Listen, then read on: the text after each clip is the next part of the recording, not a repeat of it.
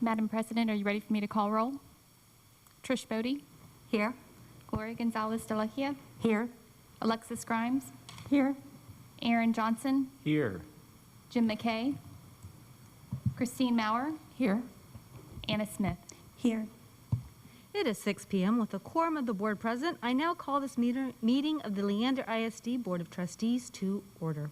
We will start with the next item on our agenda, the citizen comments. And I believe I'll go ahead and we'll call this up in panels. I have Bethany Burnham first. Angela Pye can sit at the second table. And then Stephanie Burkew. And you can correct me to pronounce your names right if I didn't get that right.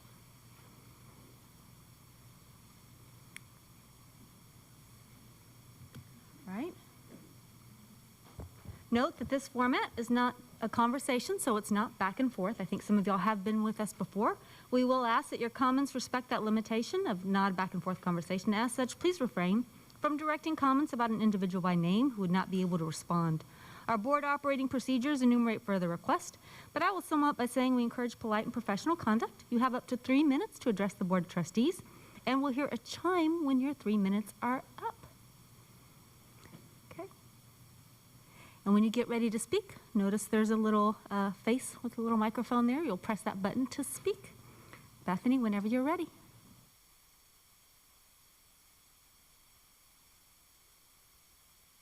Bethany, can you? Sorry. We just want to make sure we hear you. Okay. Can you say hi? Hello? I don't see it turning on, but I see the guest number coming on. Bethany, one more mic test.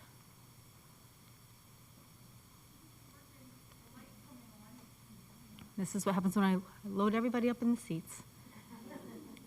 Teach me.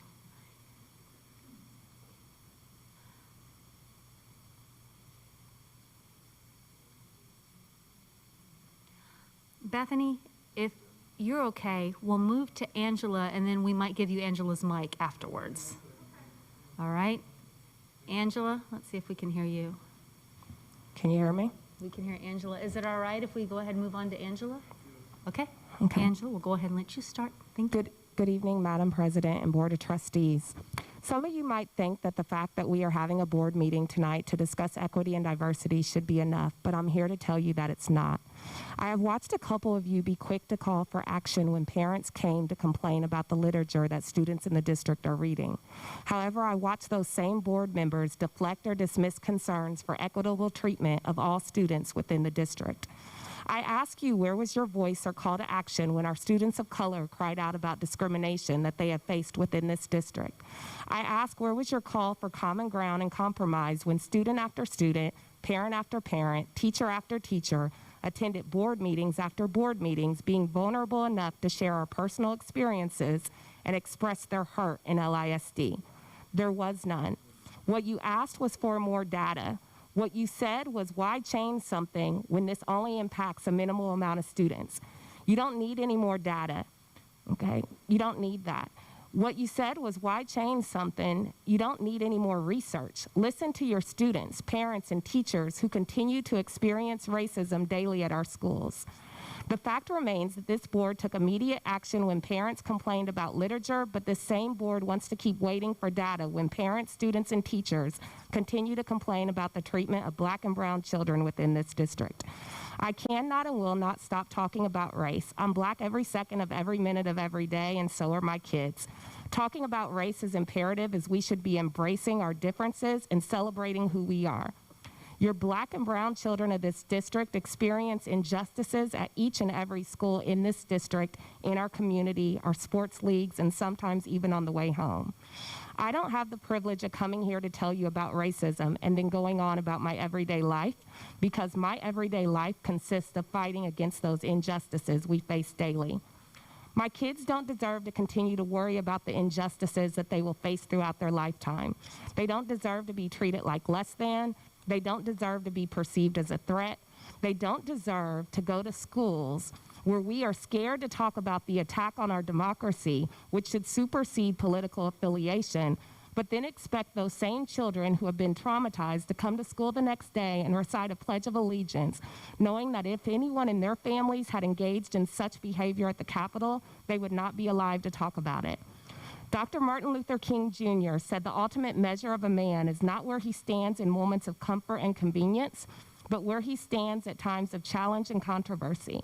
The true neighbor will risk his position, his prestige, and even his life for the welfare of others. I ask each of you to think about what you are willing to risk to ensure that all children in this district feel safe and are treated equitably. Stop the talk and take action. As a side note, believe it or not, COVID is killing people, and it's a fact that Black people are disproportionately affected by COVID, yet the district doesn't allow people to speak virtually on such an important topic. Again, another example of you not showing that you care about your Black and brown community. Thank you. Angela, thank you. Bethany, do we want to see? If it doesn't work, we're going to end up moving you to Angela's once we clean over there. Is it working? Yes. Yay. All right. Well, whenever you're ready. Thank you. Okay. Hello, and thank you for allowing me to speak here tonight. I had written something, and then I read an executive order that our new president put out on the 20th, and it said what I wanted to say, but even better. So I would like to read it to you. It's an executive order on preventing and combating discrimination on the basis of gender identity and sexual orientation. Every person should be treated with respect and dignity and should be able to live without fear no matter who they are or whom they love. Children should be able to learn without worrying about whether they will be denied access to the restroom, the locker room, or school sports. Adults should be able to earn a living and pursue a vocation knowing that they will not be fired, demoted, or mistreated because of whom they go home to, or because of how they dress does not conform to sex-based stereotypes. People should be able to access health care and secure a roof over their heads without being subjected to sex discrimination. All persons should receive equal treatment under the law, no matter their gender identity or sexual orientation. These principles are reflected in the Constitution, which promises equal protection of the laws. These principles are enshrined in our nation's anti-discrimination laws. And it goes on to talk about Title VII of the Civil Rights Act of 1964 and the Bostock versus Clayton County, which the Supreme Court held up, which prohibited discrimination based on sex and gender identity and sexual orientation. And it also goes into Title IX. Now, I understand that this is a difficult topic for many parents, but your core values are about the children in LISD, not a few groups of children, but all of the groups. And it's ensuring equity for all does not hurt anyone. I wanted to come today with ideas about what needs to be done first. And after speaking to people in my GSA group, I started to see that we need to have safe spaces for all our LGBTQIA kids in our schools, because there are some safe spaces, but they're secret and not everybody knows about them. And we need to make it so that everybody can be aware that these safe spaces exist, so if they need help, that they can go and get help there. So that's where I'd really like to see us start. Thank you. Excellent. Thank you, Bethany. All right, Stephanie. Hi, my name is Stephanie Burkue, and my pronouns are she, her, hers.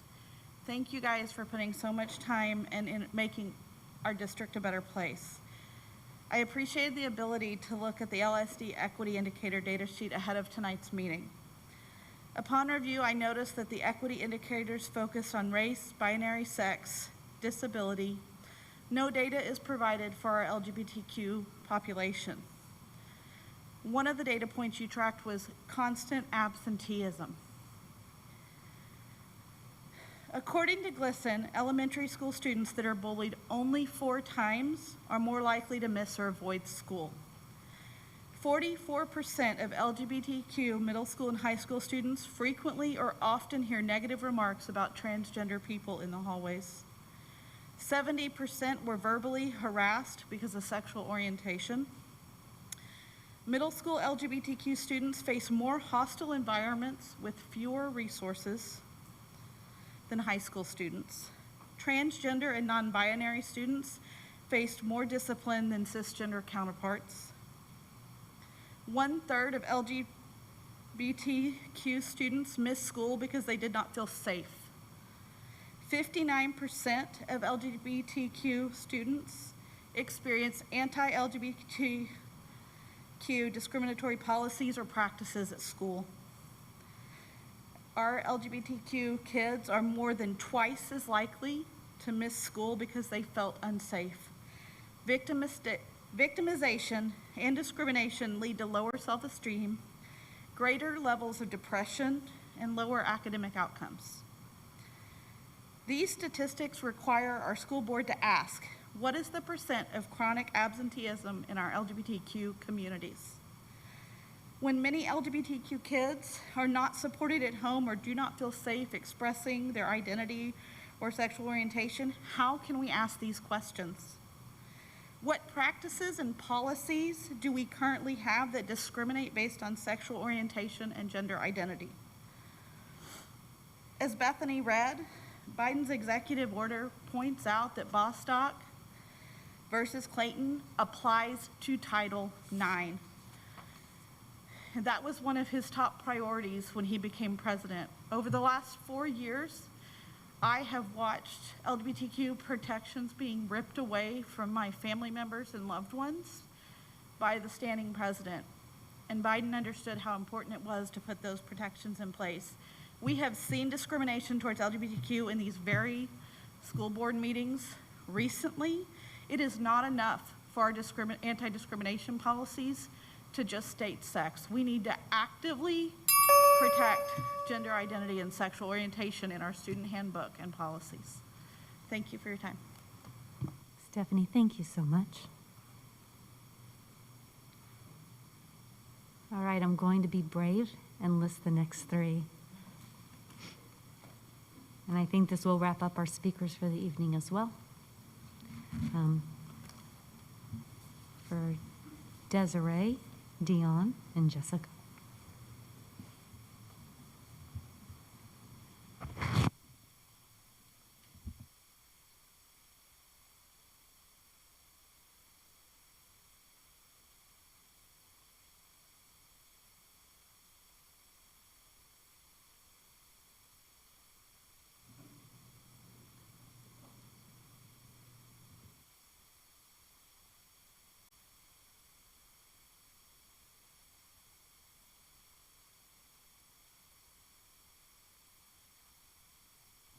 Desiree, whenever you're ready. I think that's working now. Thank you all for having this meeting tonight as a dedicated conversation on equity, but I guess I'm uncertain how this differs from the previous special meeting we had on equity. I'm not sure where we go from here. We've heard speakers already that have been up here time and time again talking about the same things. They've shared testimonials with you, they've shared data with you, you have data in front of you, and yet we continue to see no real action. So here's what I have to offer.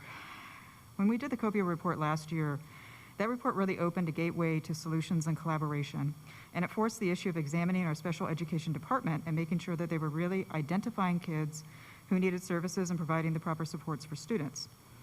But the COPIA report didn't tell us anything we didn't already know. The problem is that for years, nobody was willing to do the right thing. Nobody was willing to listen to parents and act on what students and parents and community members were telling them over and over and over and over again until the COPIA report. And as successful as that's been for the special education department, it is only about the special education department. And now that team's doing a wonderful job. I mean, Kimberly Waltman is doing wonderful, and she's moving mountains with that team. But we still have a lot of work ahead of us, right? And that doesn't cure the equity issue we still have with special education. Because what it comes down to is that department doesn't have any authority over other departments. They don't. They don't have control over what facilities does. They don't have control over what athletics does. They don't have control over what curriculum does. They can make suggestions. They can offer help, but at the end of the day, nobody has to listen to them. We know that because we experience it every day. And what that means is that they are not the gatekeepers or the owners of equity across our district in even the space of special education. If we want to get to accountability for the whole district across every need category that is demonstrated in the data that we have in front of us here today, and has been for a long time, but at least it's here on a spreadsheet, we can see every point of need. We really need somebody at the top, and that's an equity officer, that can offer that accountability that everybody across the board is answering to. And they have to have expertise in all these areas. They really have to understand that equity doesn't just live in one space. They have to understand the racial concerns, racial equity. They have to understand special education, economically disadvantaged populations, English learners, right? They have to understand all this, LGBTQ. But again, this isn't anything that we don't already know. We're all in the space of public education, and if we're doing our homework, we're going to see the reports and we know the statistics. We just need to have the action now. So I hope we hear about that and we have the action items and hopefully a vote within the next meeting, honestly. Thank you. Thank you, Desiree. Dion Schaffner? Can you hear me? Awesome. Hi, I'm Dion Schaffner. I'm a LISD parent and volunteer in the district for over 15 years. Thank you to the board, administrators, teachers, and staff for the big pivot that has been brought on by COVID-19. I know this was hard, but it's yet another example of how when the community pulls together, we can do hard things. And on a personal note, thank you for the recent changes to the dress code. When I came to speak to you all about including protections for hair, I was cautiously optimistic. Politics is not my thing, but policies that affect diversity, equity, and inclusion are. It was my son who recently reminded me that we are making progress. He's virtually schooling right now, and the other day he came sauntering down for breakfast, and I, seeing the width and height of his fro, suggested that maybe he tame it or pull it back to make himself presentable in class. I'm still undoing what society has told me is presentable. His response, "Mom, my hair is legal, and I like wearing it this way." He grabbed a Pop-Tart, turned on his heel, and marched proudly back up the stairs. You did that. You made that proud moment possible. You heard about a problem, you acknowledged it, and you addressed it with concrete action that directly affected the issue. You did the same thing recently when there were some issues with some of the books being offered in our high schools. You heard about it, you acknowledged it, you addressed it with concrete action that directly affected the issue. Now, LISD has an equity problem that needs to be addressed. You've asked for data, you have it. You've asked to hear about it from your constituents, you've heard it. Time and again over the past several years from students, teachers, staff, and parents. Now is the time to look around the room, at each other in the eye, to look at your constituents in the eye, to look at me in the eye and acknowledge it. We need you to acknowledge it and then agree to address it with concrete action that directly affects the issue. 2 years ago, you created a diversity and equity committee, but how have you empowered that group? What specific deliverables have you tasked them with, and what have they presented to you for the board to take action on? Without concrete action, your committee and community conversations are in danger of becoming nothing more than a shallow, performative demonstration. Your statement on racism on June 3rd ends with, "We create a better future for our students when we stand against racism and value the diverse culture of our community." Hope is not enough. At Leander ISD, we demand equity. I'm here to ask you to make good on that demand, your demand for equity for all students. Equity is not pie. Creating a diverse and equitable environment does not take away anyone else's rights. Privilege, maybe. Rights, no. Madam President, during the last board meeting, you expressed concerns about not having a coordinated effort to execute on items we have passion around. Talked about early college, high school, the DWIT group around orchestra. Perhaps what we need is a staff member specifically tasked with addressing our equity issue. But right now, there are 3 simple steps towards fulfilling your promise of equity in LISD that you can execute today with no additional funding. Acknowledge that there is an equity problem. No further data is required. Empower your committee to do something specific towards this goal. There's a lot of smart people in that group. Let them do what they're good at doing. And provide transparency into that committee and their goals and deliverables so that your voting constituents see that you keep your promises to us and to our kids. As Amanda Gorman said just the other day, "For there is always light if only we're brave enough to see it, if only we're brave enough to be it." Be brave. Thank you, Dion. Jessica Coop?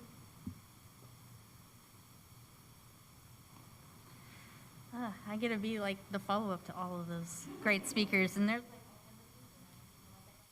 Jessica, wait, I'm sorry. I was trying to clean off Dion's mic, and I got yours off. I apologize. There you go. All right, am I on? Yes. All right. So I was just saying there's a lot of stuff that I don't need to say now. But good evening, Madam President, board members, and Dr. Gearing. I just wanted to draw attention and make sure that as you guys are discussing equity and diversity tonight, which I appreciate you taking the time to do, that you keep in mind the group of students who do face a disproportionate amount of harassment and bullying, which is our LGBTQ kids. I say that, and I had statistics, but Stephanie kind of covered that for me. But I would say that, you know, hearing some of the other speakers, the other thing to consider is, like, our statistics were based on LGBTQ students, and there's a lot of intersectionality that occurs with our students that are LGBTQ, our Black and brown students, are students who have disabilities, students who are economically disadvantaged, and there's a lot of overlap there that doesn't necessarily get covered in statistics. So I definitely, you know, I come to these things and think, okay, I'm going to speak about this, but what can I ask you to actually do? Because that's what you're here for, is to do things, to actually take action. So my recommendation would be that back in November, you took an important step adding sexual orientation and gender identity to our employment non-discrimination policy. And this was definitely needed, as there were still many teachers who feared losing their job if it had become known that they were a member or an ally of the LGBTQ community. And I believe our next step is to ensure that our students have that protection as well. Currently, the staff have more protection than students, and this is not equitable, and we do have LGBTQ students attending our schools. According to stopbullying.gov, adding sexual orientation and gender identity protection to the school anti-discrimination policies is an effective way to create a safe environment for LGBTQ youth. If you're wondering how much this is needed, I can tell you that I and other teachers have been targeted so far this year for displaying rainbow safe space flags in our background, within our Zooms, or in our classrooms. Parents who believe that we should take those down because they are offended by them, and which kind of blows my mind that someone would be offended by me supporting students, regardless of what group those students belong to. That is intended to support students, and having a safe space for all of my background should not be offensive. Making our students feel safe and included should be all of our jobs, and I will not be bullied into withdrawing that support, and I will continue to speak up for them. We must add the policy protections for our students so that our staff and community know where we stand, that we support all of our students and all of the various groups that they belong to. Thank you. Thank you, Jessica. And I think that concludes all of our citizen comments, correct? Okay.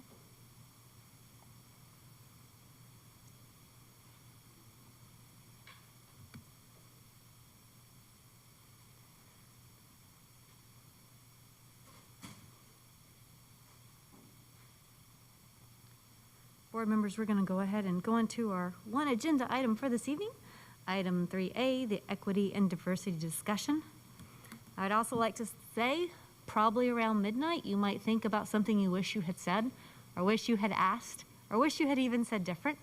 Give yourself grace and know that we are starting conversations or continuing conversations now. It doesn't have to be the end, and you can also ask continued questions, of course, to Krista as well. And she's going to walk us through also some of the things to be thinking about as we start or continue these conversations. And the reason I keep hesitating, Krista, you can help me with this on this too, because I don't, when we say start, it makes it sound like it's the first. We've had other conversations, but I would say this is the start to us kind of digging into some of the pieces of equity and diversity and inclusion. And so I'm hoping you can help continue and lead, so there you go. Take it away.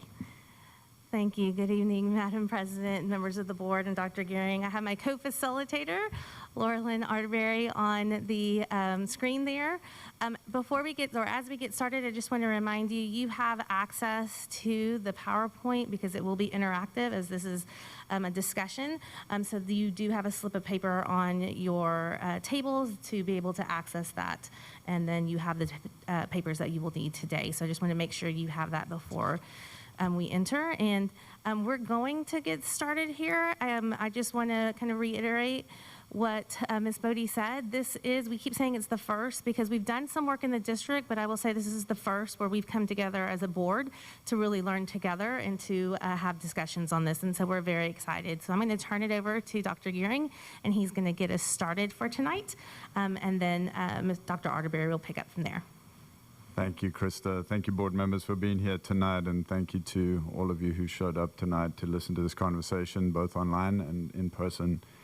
We have an opportunity to embark on a journey of continual improvement that starts here but doesn't end anywhere, because we get better at it every day. And we have this opportunity through open and honest and transparent conversation, not only here at the board level, but also at the equity task force level with our administrators in the district and our teachers and our staff in the district, but also very importantly with our community and all of our stakeholders in the community, regardless of what they believe and regardless of who they are.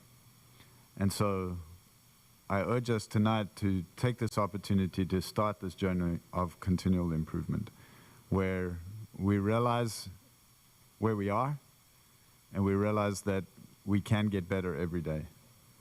And that is the goal, is to get a little better every day. That will eventually get us where we need to be.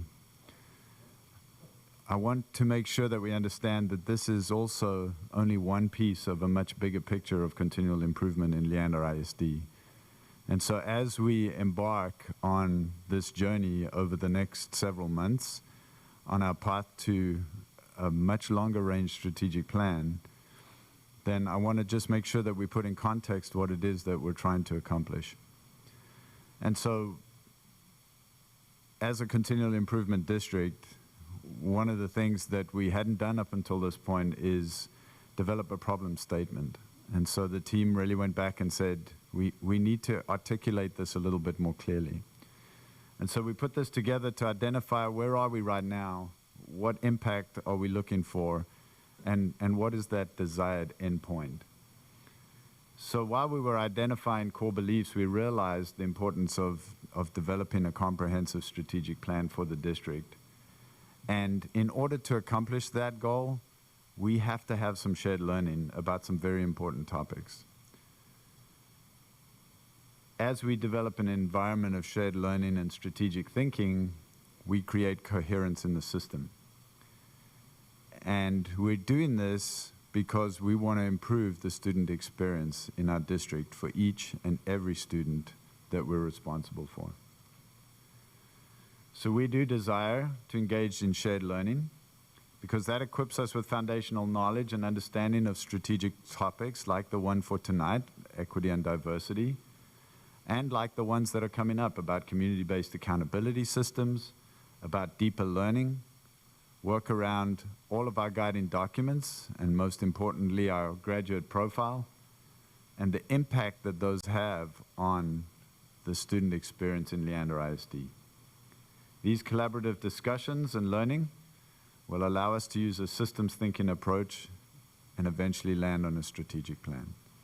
So thank you for allowing us to be part of this journey. It really is an honor and a privilege.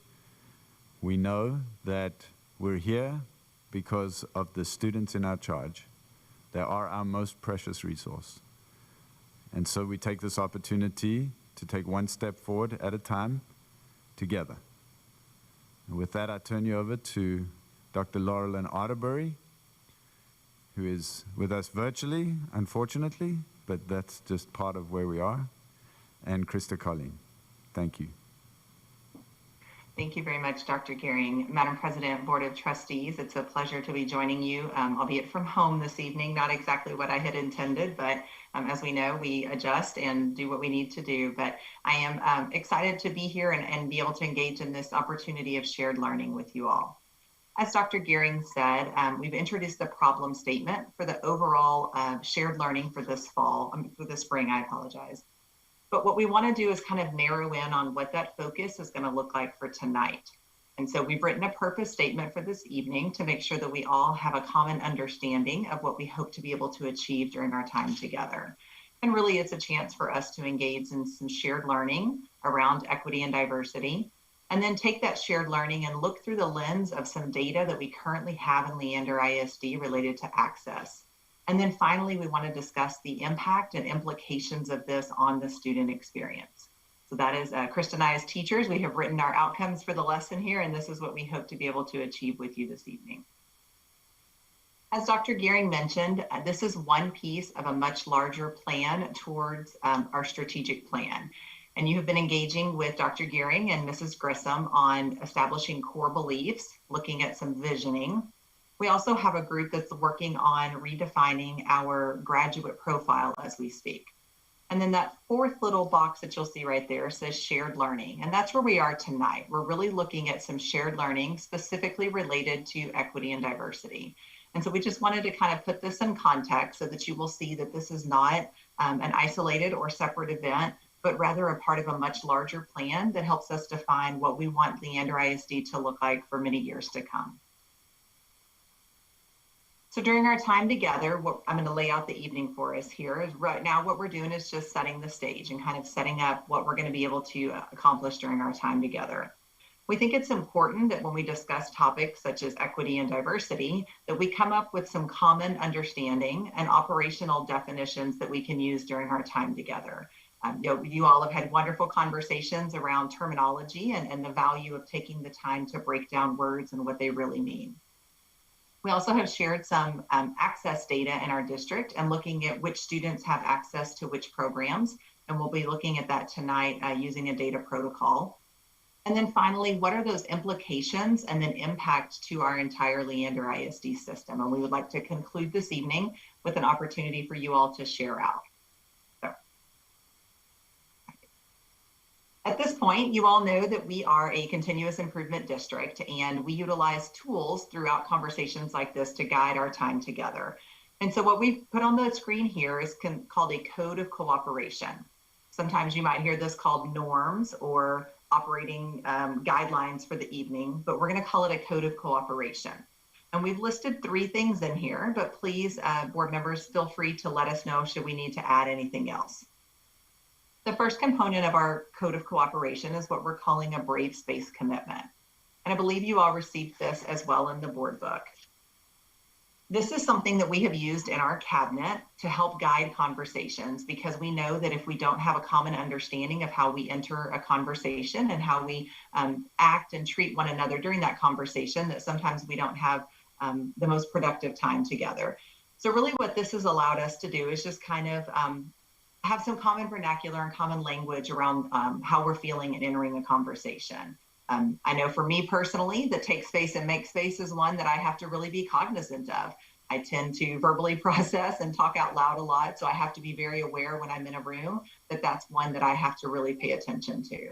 So, and I apologize, it's hard to see you all. So Krista, I'm going to rely on you here for this part. So board members, we were just kind of wanting to get some feedback from you on anything that maybe resonated with you on the brave space commitments, or anything that maybe you feel that entering the conversation tonight that you want to be a little more aware or thoughtful about as we enter.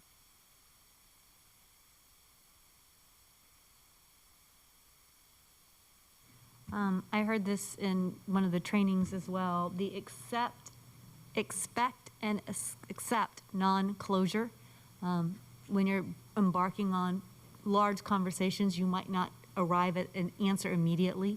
That doesn't mean we're not necessarily going to arrive at impacts or certain solutions or certain things, but closure to wrap everything up in a bow, you have to be ready to expect that and accept that. So.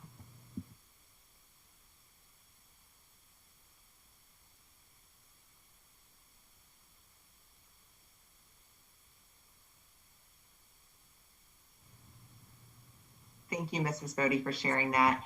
You may hear Krista and I reference these during the evening, so you might want to keep these nearby. We may say when we get to a certain point, we're going to try something new. Maybe we'll ask you to try it on, or sometimes we're going to be in a conversation where we may need to listen deeply so that we can be changed by what we hear. So we just encourage you to keep these. Again, like I said, we use these as a cabinet, and it tends to help guide our discussions. All right, so the second part of our code of cooperation is what we call a parking lot. And if you've been in Leander for a while, you would have seen these everywhere. These would be giant yellow sticky notes that we stick on the wall, and then people take their nice small sticky notes and run over and put them up whenever they have a thought. We've had to kind of change this up a little bit for COVID times, knowing that some of us are virtual. So what the parking lot tool is really just a chance for you to speak with the facilitators anonymously and then to give us feedback throughout the evening. And so what we will do is the parking lot questions will look like this. They will either be pluses or deltas, things that are going well, things that need improvement, and then maybe some questions you have or ideas. If you're like me, you get an idea that pops in your head, and if you don't write it down and do something with it, it tends to disappear. So what we'd like to do is be able to have this opportunity for you to be able to communicate with Krista and I confidentially throughout the evening. If you would, at this time, I believe Krista handed you a piece of paper that has a bit.ly on there for the parking lot. We would love for you right now just to try to send us a test one just to make sure that everything's working. And those responses are going to go to myself and Krista Carleen and Sarah Grissom, who's helping us monitor those while we facilitate. So we'll give you just a second if you could just send us a test message just to make sure everything's functioning. That bit.ly should be on the same sheet of paper as the code to enter this interactive Pear Deck. And Krista, if you'll just let me know when we're ready, please.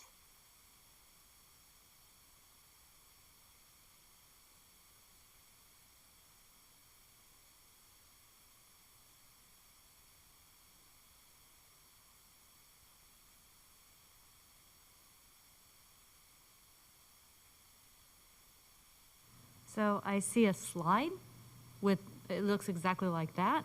Where would we say test? So you should have, Do you need us to write something for you? Oh, no. okay, I went to the wrong side. that's okay. Once you enter that bit.ly, you'll get a Google form, and that form will allow you to complete a sample. All right, looks like we have 3, 4.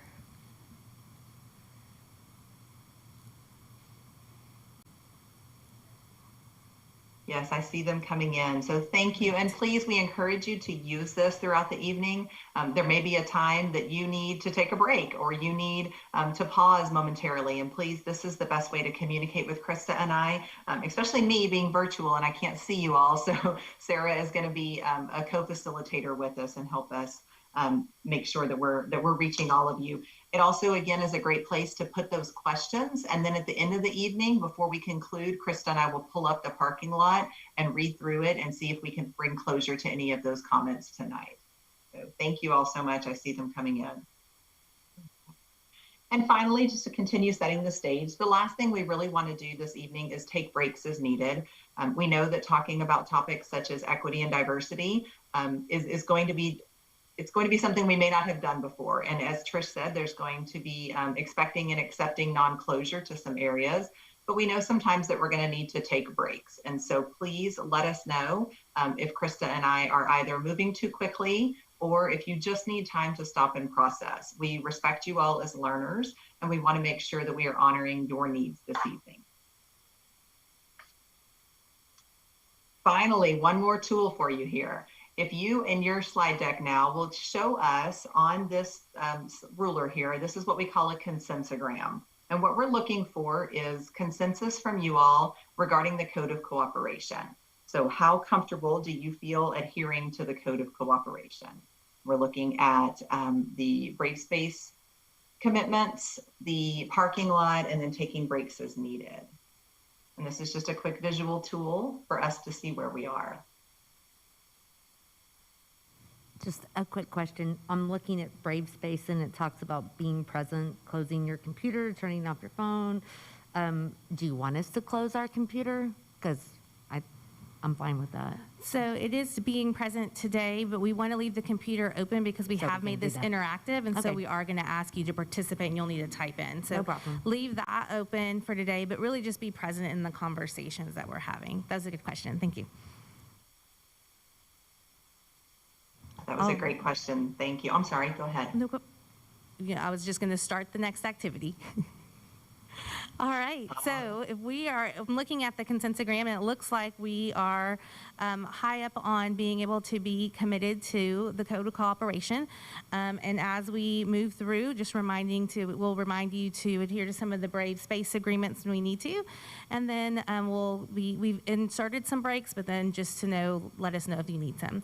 And so we're gonna go into our activity. You should have some sticky notes next to you.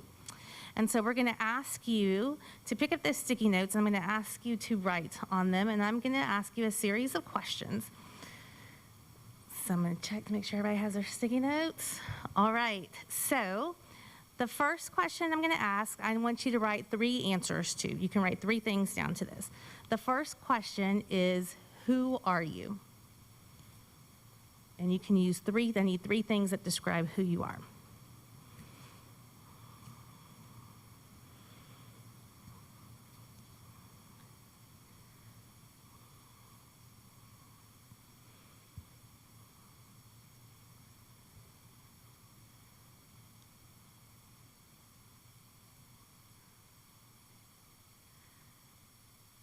The next question I'm going to ask, and you cannot repeat any of the answers you previously wrote down, but who are you? So what are 3 additional things that you would use to describe who you are? Who are you?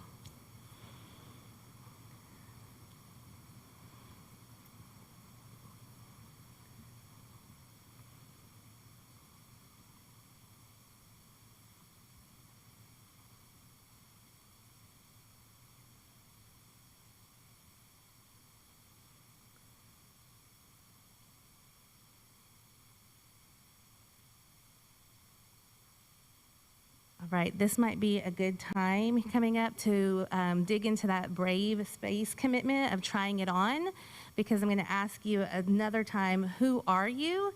And ask you to write 3 more things that describe who you are and not repeat any of the ones you've already written.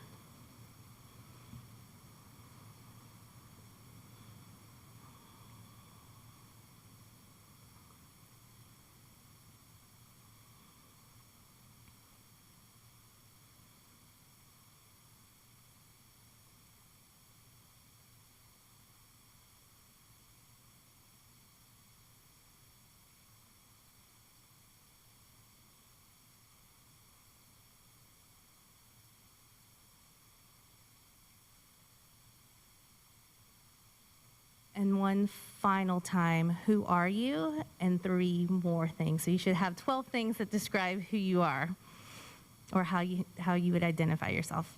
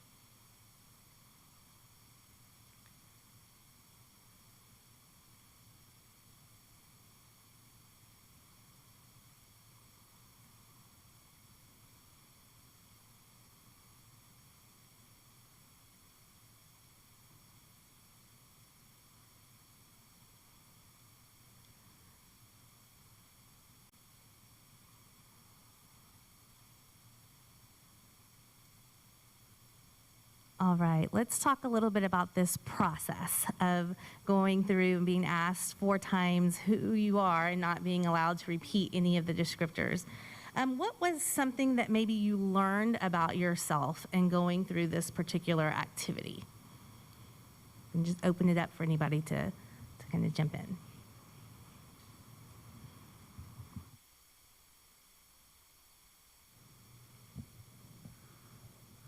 I tend to live in the first 4 and only think about them. So, being forced to think about what's deeper than that was a little unsettling, really, to be honest. I noticed that a lot of mine were tied to the various hats that I wear in my family, wife, mother, daughter, sister, you know, all of those hats that I wear in my family, in my house.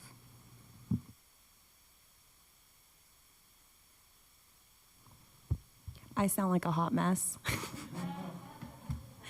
I didn't have any problems. I don't know. I'm also very outgoing and have no problem, I guess, telling how I feel. But I think one thing that when people ask me who I am, I'm always like, I'm just Anna, a mom. So that's how I relate to myself. And in reality, I'm more than that. So I guess that's what made me had to think outside, that I'm more than just a mom, that I'm all these other things.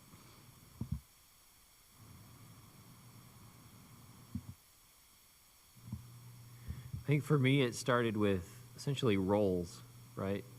Things I do, the jobs I have, that sort of stuff.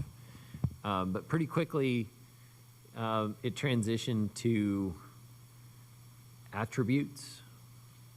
And then it gradually kind of worked towards what I would call the things that make me happy, or, you know, the kind of world that makes me comfortable, right? The things that I like and strive to create around me.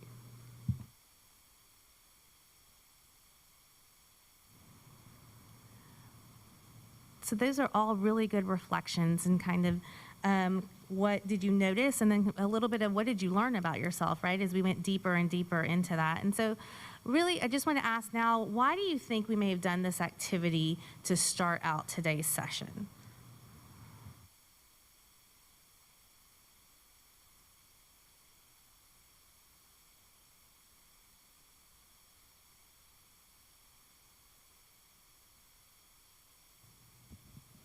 So for me, I think as I think more carefully about who I am at a deeper level, that forces me to reflect on who is everybody else at a deeper level. And so I think that's healthy for me. Well, and I think for me, it's sort of like there's probably lots of people out there that match some of the same things that I wrote. And we probably have more in common than we do differences.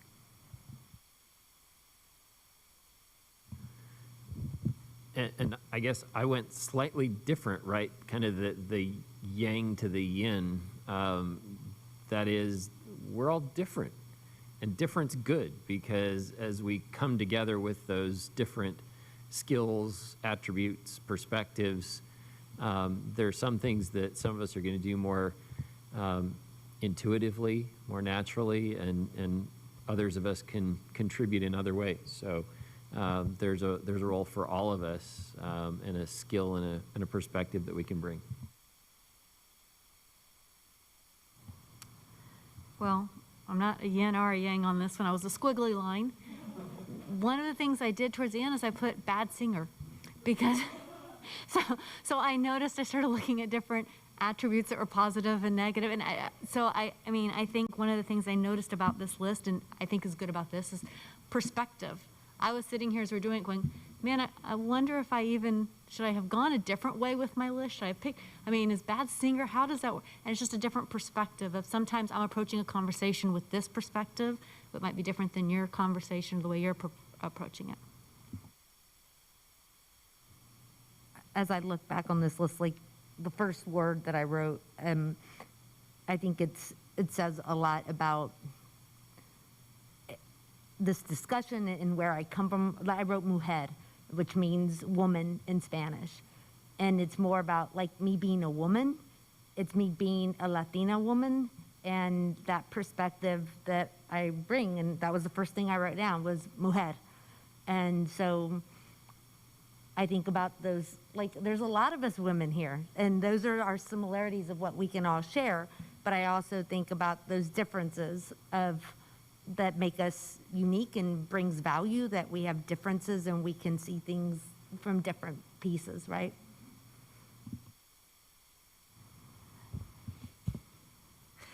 The last one I put was aggressive because I know that I can be very passionate about certain topics, and it reminded me that I can't be so aggressive because everyone is coming from a different place in this conversation. But like Gloria, everything, I've got like strong female, mama bear. Those are what I relate to. I thought about my roles as a mom, but yeah, I actually put aggressive on there. So those are all good reflections and good answers, right? That's how you relate and you describe yourself. And what we write down really is internally, right, what we are thinking about ourselves when we have to pause and reflect and get deep into 12 descriptors of how we might say who we are. And so when you said, I'm a mama bear, right, I'm a strong woman, we also bring that lens to the table when we speak. And so I'm coming to you today as the facilitator of this conversation. That's the lens that I am approaching right now, but I also carry the lens of being a mother, being a woman, being Latina, right? I have all of these other lenses that I carry, and I bring those into all of the conversations that I enter, whether I'm aware of those or not. And so we really just wanted to not only give you time to pause and think about each other's perspectives and the great diversity that we may have here in thought and in ideas and the perspectives that we bring, but also be reflective on our own personal ones, because as we enter into the conversations today, we know we're going to be entering from certain lenses, and depending on the conversations we have, we may kind of change that lens without even realizing it. So coming in as a board member, but really moving into that mom lens, or moving into the father lens, or other pieces, we may end up switching into that, and that's okay. It's our opportunity to pause and recognize that we are entering, and we do bring those experiences with us. So we are going to get into an activity here where we're going to have you going to be interactive with the pear deck that we have. And so when we talk about those lenses, we have not only how we describe ourselves, but that's also due to kind of the roles we play, but the experiences we've had. And so we are going to enter these conversations, but we need to kind of come together to some common language. So there are words that we're going to use today that might seem like common words that we use all the time, but based on our experiences and our studies and just kind of who we are and how we've interacted with these words, we may actually have different definitions from which we understand of the words, right? And so we want to come together to kind of see where we are on them so that we have a good idea of each other's perspectives and how we want to use those today in our conversation. So the first word that you see up there is diversity. And on your screen, you should have an opportunity to type in a text box. And just based on your knowledge, your studies, your experiences, what does diversity mean to you? And we're going to have you enter it in on that text box.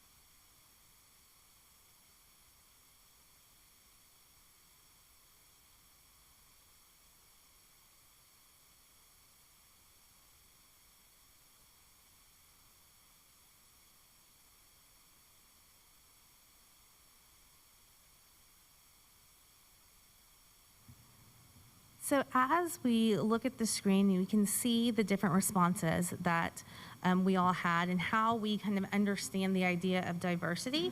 Let's take a look at a few of those. What maybe commonalities are you seeing in the language that we're using to define diversity for ourselves?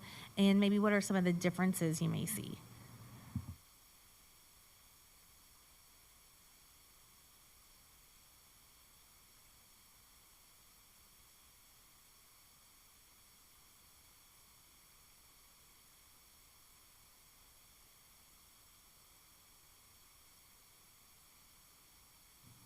Do you want us to do now?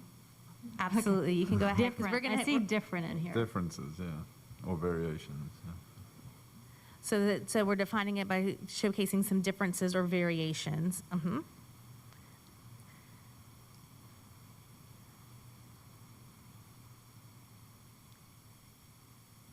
Do you feel as a group we have some sort of a common understanding of what diversity means?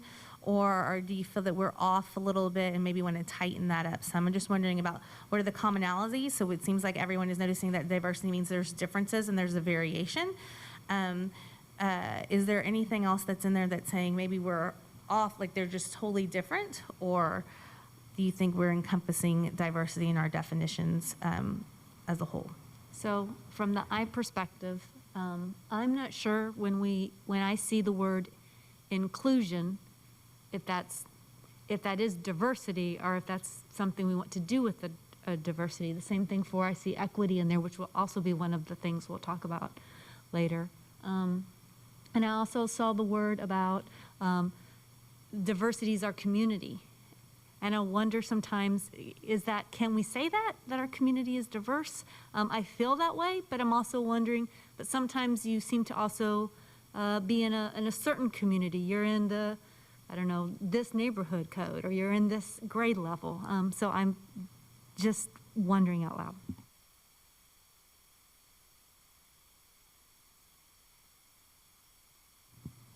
I see inclusion different. I think it's part of the discussion, but I don't necessarily associate it with diversity.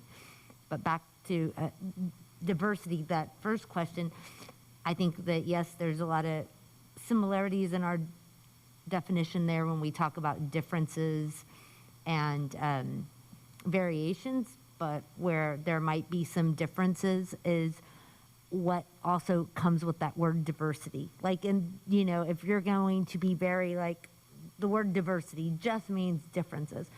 To me, when I see diversity, when I hear diversity, when I talk about diversity, it's so much more than just saying we're different. I'm okay with saying what I wrote up there. It also means that other piece that is the respecting, valuing, and appreciating all those differences. So when I say diversity, it means all of that. If I was going to say differences, then it would just mean differences. So I do think this is really important, and I think, we've had some discussions about this that I realize when I talk to somebody else, it's like, no, that's not what I meant. Well, that's not so I appreciate you doing this with us, because yes, diversity means so much more to me than just simply saying differences. I was just going to add that I think it's important to understand as a group what kind of differences we're talking about, because the word diversity in some contexts really just means racial diversity, depending on what conversation you're having. Diversity could simply mean racial differences. But if we're talking about diversity in a broader context, two white people could be very diverse, and two black people who both grew up in Chicago could be very diverse. And so I think it's important for us to understand in our discussion what the real range of diversity is for us and the respect that comes with those differences, right? Absolutely. And so that's going to be important as we enter into conversations tonight, right? Because we want to make sure that we are having a common understanding of how we define that and how we're going to use that word tonight. And so we're going to come and look at that word again here in a few slides, but we're going to do the same type of activity, but this time we're going to define the word equity. What does equity mean to you? How would you define that based on your experiences or your studies or just kind of what you've looked up and learned? How would you define equity? Yes, ma'am. Before we move on, well, we already did, but I just put a tack in it. Well, I'll think about it later. For diversity, I am curious though, because when I think about diversity in an educational setting, I think of underserved populations. Because if you're talking about diversity, what is the underserved population? The population that doesn't already feel part of a group. So, and I didn't say that, but now that we're thinking about it, I'd like to explore that later. Absolutely, I wrote that down, so we'll come back to that.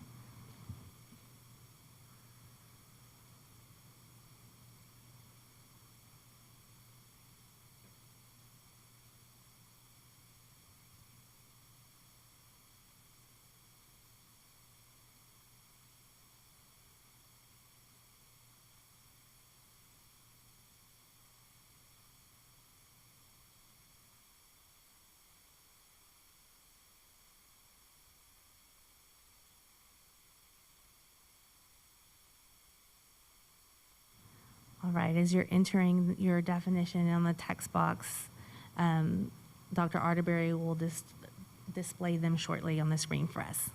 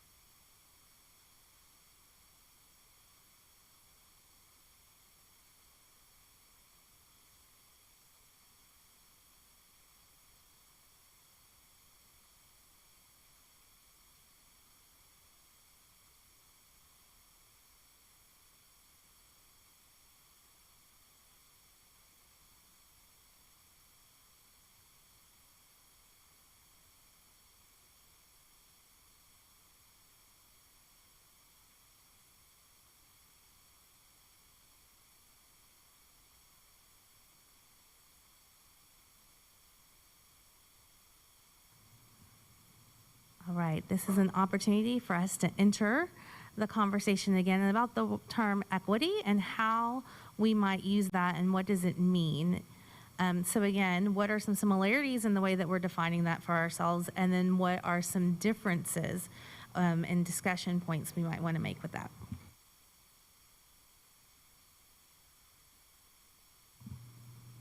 I actually see a fair amount of divergence here, I think, in these ideas, and that it's a little surprising to me. It also highlights a concern, I think, that we may need to spend a little time here before we can go forward, or at least we have to exercise a fair amount of caution in terms of how we use this word. So I'll just start with that initial comment. Aaron, what divergence kind of jumped out to you? Well, I think we can focus on kind of, I don't want to oversimplify, so one lens, right? We can look at this lots of different ways. One lens is to look at the evenness of access to resources and inputs and those kinds of things, right? Another lens is to look at evenness of results. And so I think those two things are very different. And I think we have some of both of those here. And I think there can be some problems in the second that can be really tricky, really difficult to work with. So that's one of the important elements of divergence I see in some of these. It makes me think of the drawings that maybe we've seen in the conference before, right? With the two kids looking through the fence at the baseball field, and there's one kiddo and they lower the fence and they're like, that's equal. And another one, they have one kiddo who can see over the fence, and another one, they give him like a little stool, and they said that's equity because now they both have that opportunity. So I think that's interesting because if we believe that every kid can learn, then when we provide them, do we expect certain results, or do we expect the same results? And I think there is a little bit of difference because I do expect results. I don't know if necessarily all needs to have the same math score, but I think there's still an opportunity for everybody to have that result.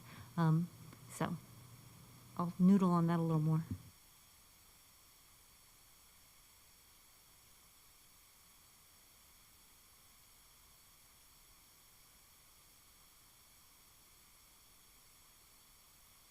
to your point, Trish, talking about that diagram, I think we've all seen it before, right? And I think it does a really good job for me in visually of saying, I do think that equality and equity sometimes get used interchangeably, but they are very different words. And I know, like, one of the versions of that diagram is, you know, the students trying to look over the fence, and they give each of them 2 boxes because it's absolutely fair and we're going to be equal. We're going to give them 2 boxes. And 2 boxes, one of the kids is really tall and he's like way over the fence and he can see way over. And that other one, he's very, very little. And even with the 2 boxes, he's underneath the fence.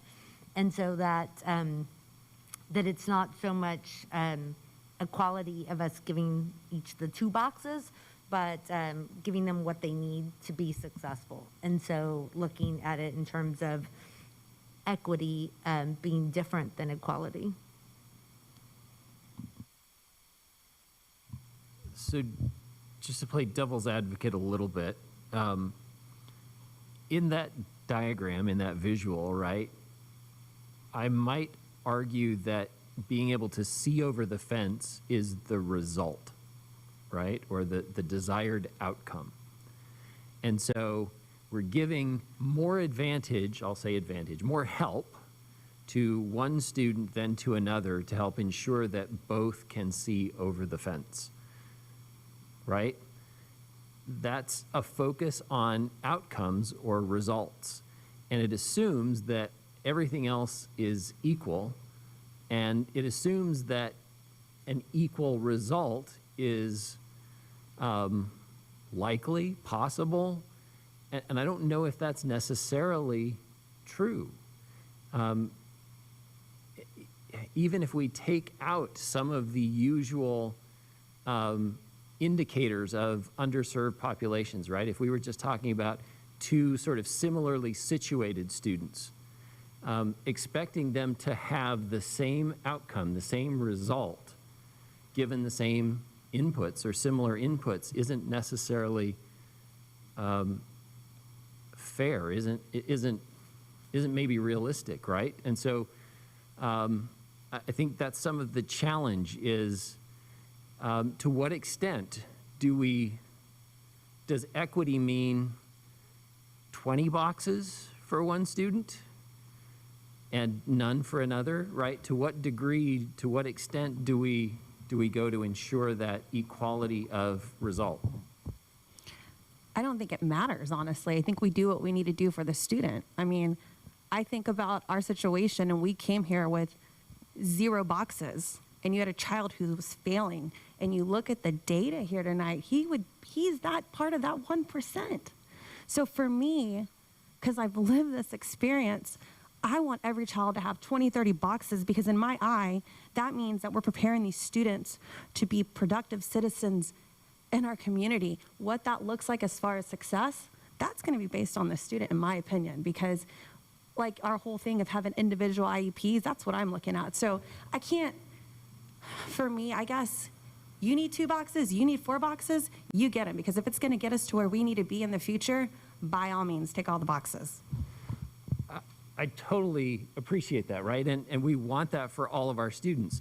But the bottom line is, or the reality is, we don't have infinite boxes, right? And so then the question becomes, to what degree are we comfortable allocating more boxes for one student or one population, right? What's the limit?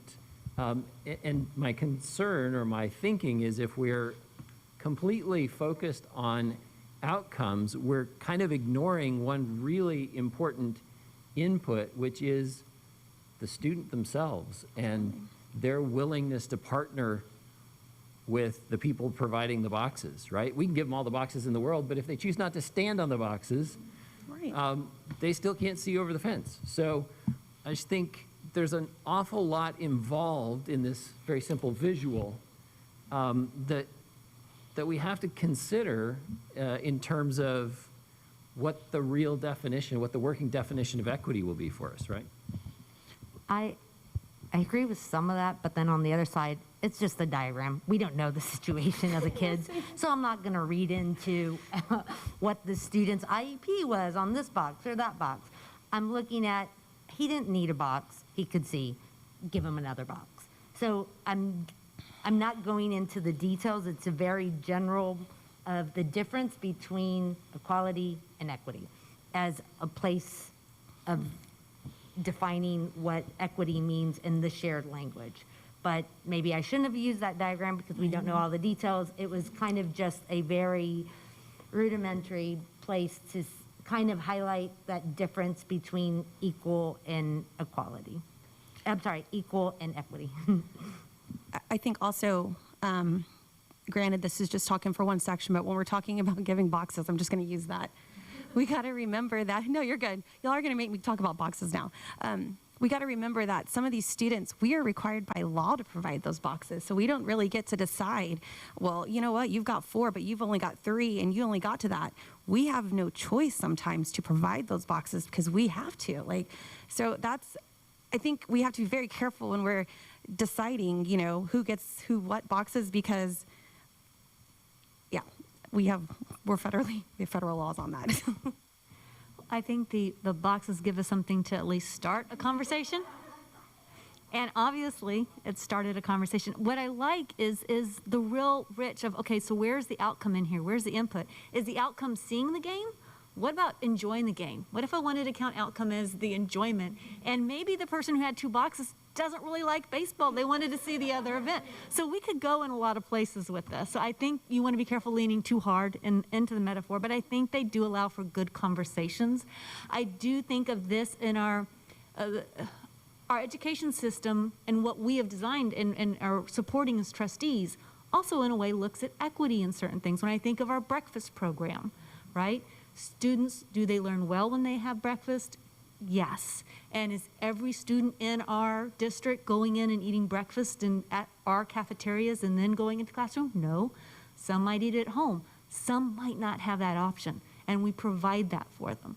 So this is not a unique concept. It's just, and we're looking at it and exploring it in different ways, so I appreciate that. So I just want to say one thing, because I don't like the level analogy, right? I don't, even playing field, because we do, I believe, I'm a firm believer in your shared vision that you've shared with us. Meet that child where that child's at, right? And let's do what's right for that child. So as long as we don't create barriers in that system, then we're achieving what we should be doing. Now, we do have finite resources, and we do the best we can within those parameters.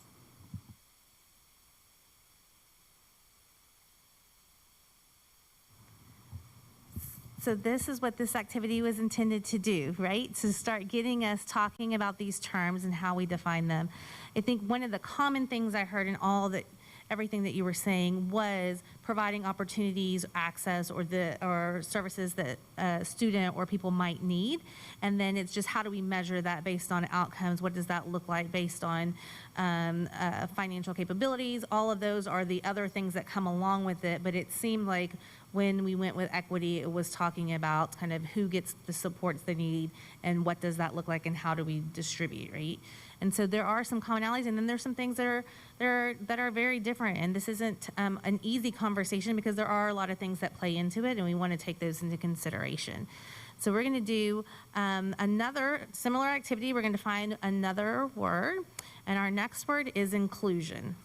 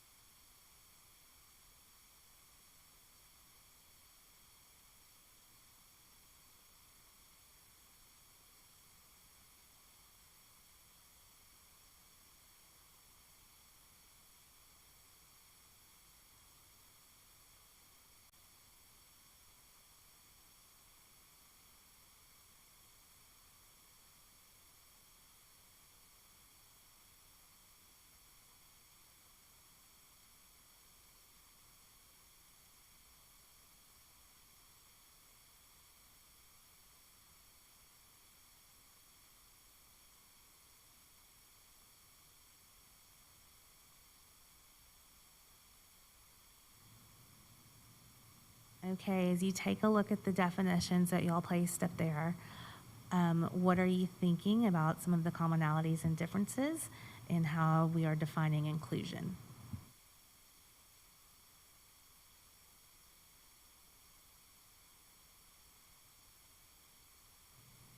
I struggled how to articulate this or write it down, but there's a difference between being included and feeling included. I don't know, there's just something very subtle about that total feeling of normal. When you truly are included, you don't think about it necessarily, because it just is.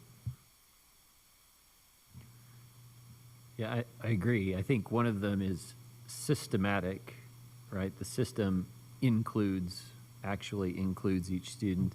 And then the other is the more subjective, that each student feels that the system has done that, and that their peers and their teachers and everyone else has done that, so that they feel a part.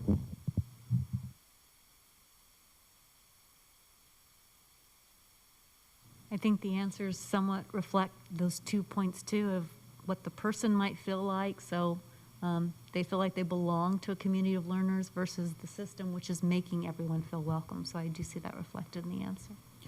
For me, I put, it means that all people have the right to be respected and appreciated as valuable members of their communities and schools. So, I mean, you can include everyone, but it doesn't necessarily mean they're accepted and appreciated.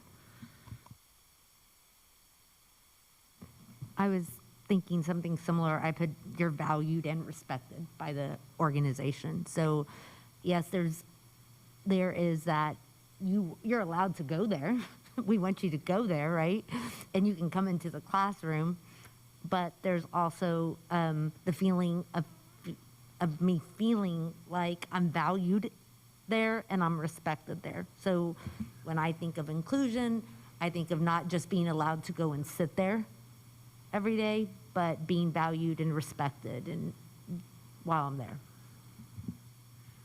I think there's a lot of commonality in the comments here. I see a lot of support, a lot of consistency.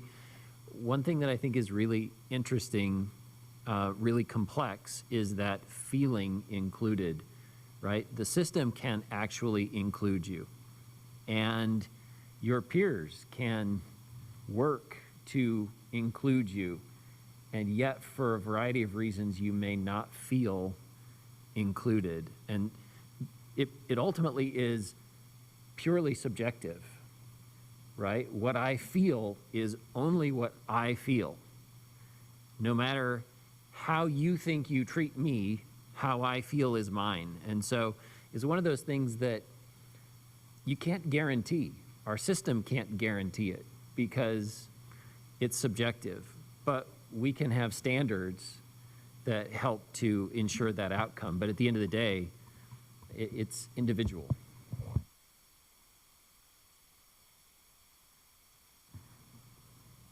I'm going to keep noodling on it. I struggle with the part of, I agree, we have to have some student ownership. I'm struggling with, where does system responsibility end and student responsibility begin? And I don't have a clear yet on that, but it's just something I'm pondering. Yeah, and I don't know if I said student responsibility necessarily, right? I mean, it's just perspective. It's just how I feel. It's not to say that I should feel a certain way. It's just I do feel the way that I feel, and nobody else can change that. And so that's all I'm saying, is that there's a part of this that we don't control, that we can't control. I think that that's true. I wonder, though, I think the challenge is if it gets used some way. So if it gets used as an excuse, or it gets used to blame or something like that, then I worry about it.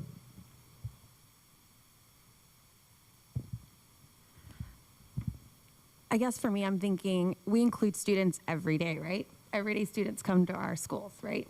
But we see on this paper that they're not included. So I think for me, and again, I'm thinking about, y'all know our story. We had this child come in 5th grade with no inclusion support. he was failing. He was included. He might have felt included because, his teacher was amazing but we didn't have the supports because true inclusion wasn't there. So for me, I'm sitting here, any child can walk into our building, whether they feel included or not. It's our obligation to provide every single support we can to make them, regardless whether they may feel it or not, we've got to try to get them there to make them feel that. To me, this is personal, and y'all know that, but for me, it's including everyone and giving them everything that they need to do, but most importantly, feel respected.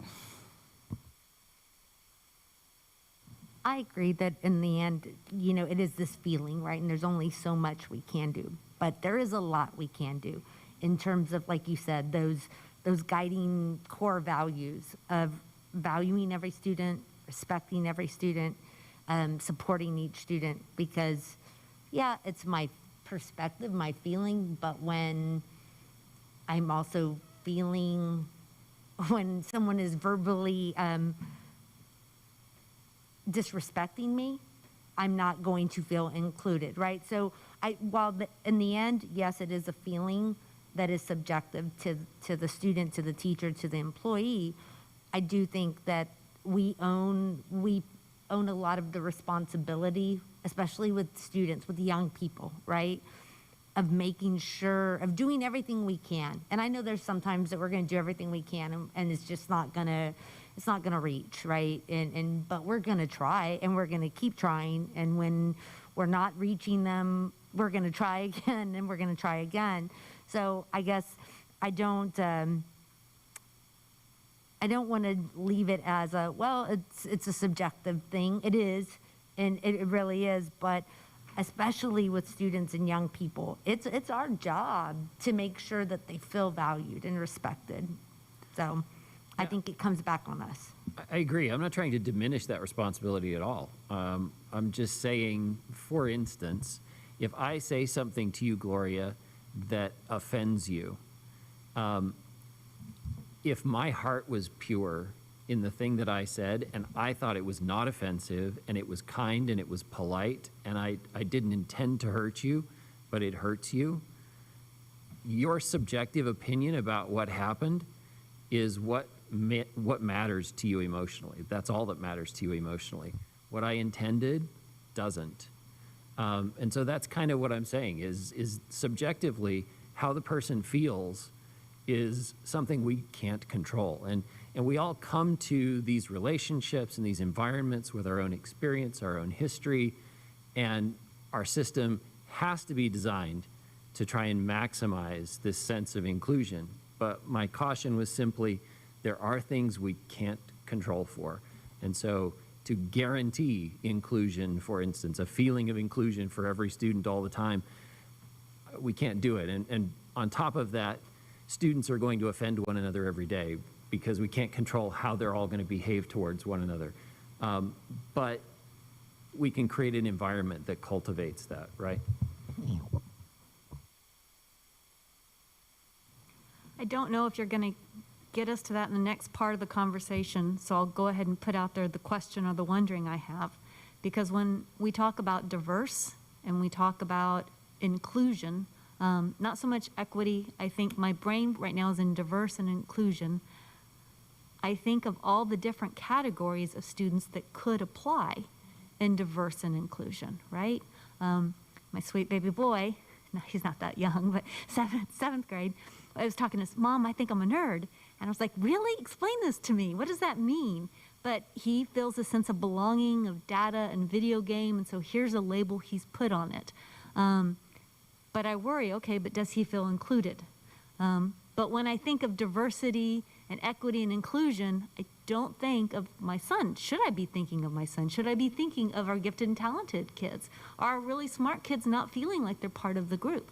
What about the popular kids? I'm trying to figure out how big this umbrella gets as we go into these conversations, because when I'm looking at the data of our subpopulations, I don't see big categories. So I'm trying to understand the differences. And also when you start labeling differences, I think there's a desire to measure, but then the label also makes me think, okay, what am I not doing correctly? So I'm hoping we can walk through these conversations to to better help inform our discussions in the future.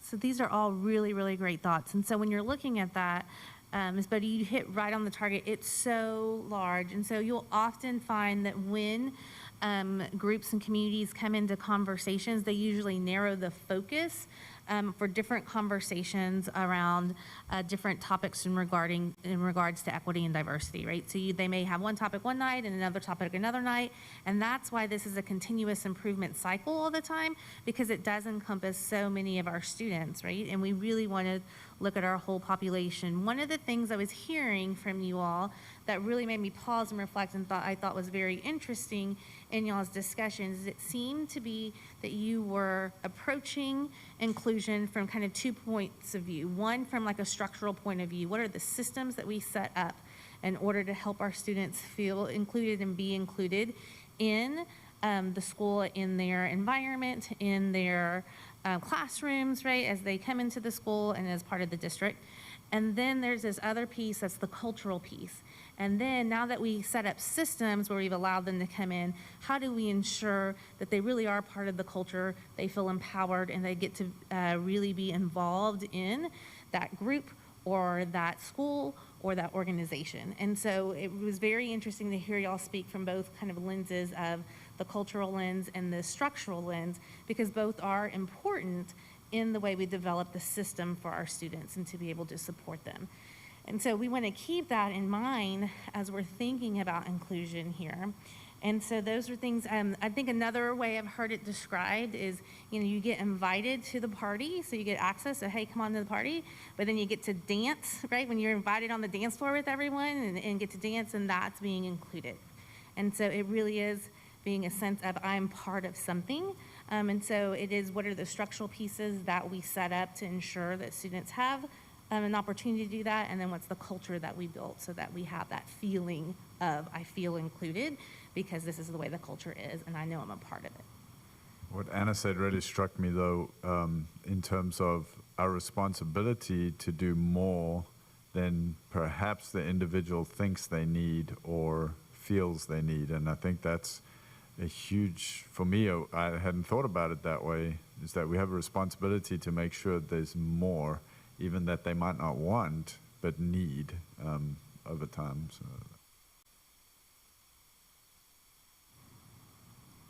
Okay, so we have one more. We're going to do this with the term access. What does that mean to you?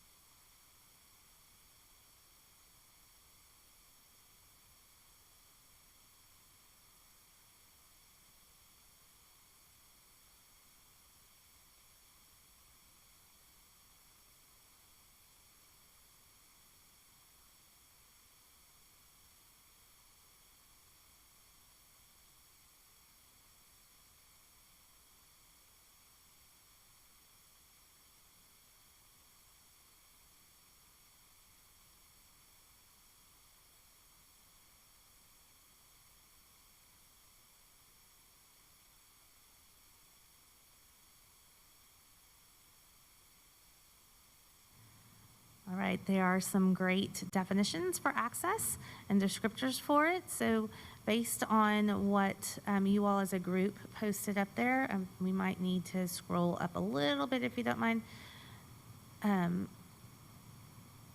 What are we noticing about the way we are leaning into the definition of access?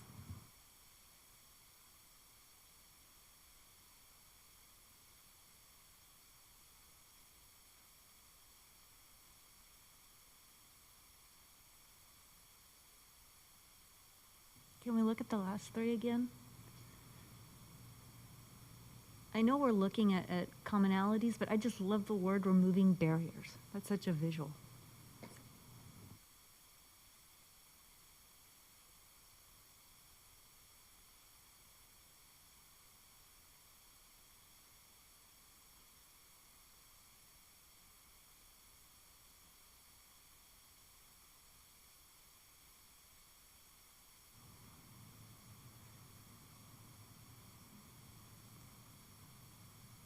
So as you look at this, we pointed out, it was just pointed out the removing barriers was a key piece here. I see a lot of opportunity in some of these definitions. So, I might put out there, do those mean the same thing? Are they different and why?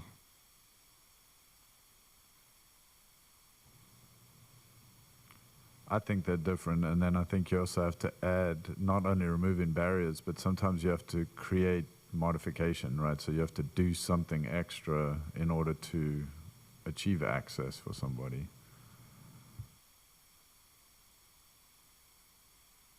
When I think about access, I think it was, God, feels so long ago, pre-COVID, right? We were at TASB in Dallas, and one of the speakers talked about access to all students, and he talked about the analogy where someone say, well, you can bring a horse to water, but you can't make him drink.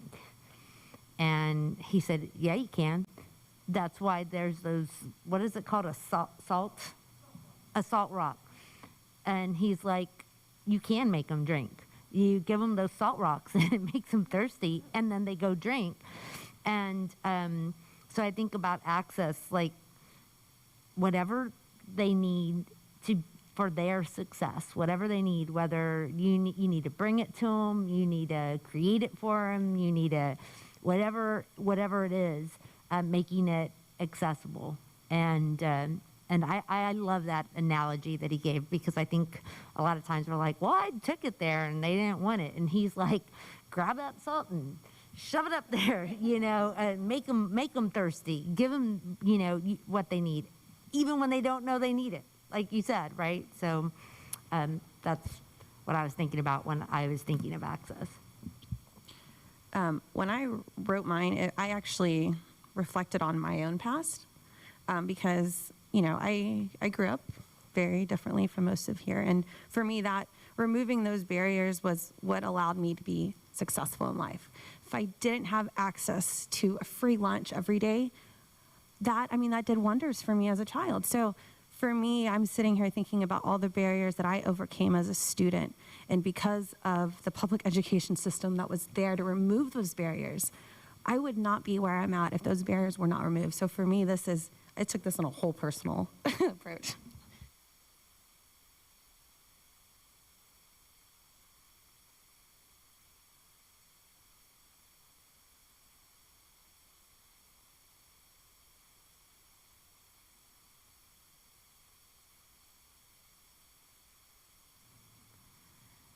Dr. Arterberry and I have taken some lessons from Ms. Grissom behind us. We count till 9 to give sufficient wait time before jumping in. So if there's a pause in the conversation, that's what I'm doing before kind of jumping in. So all great discussions on the term access.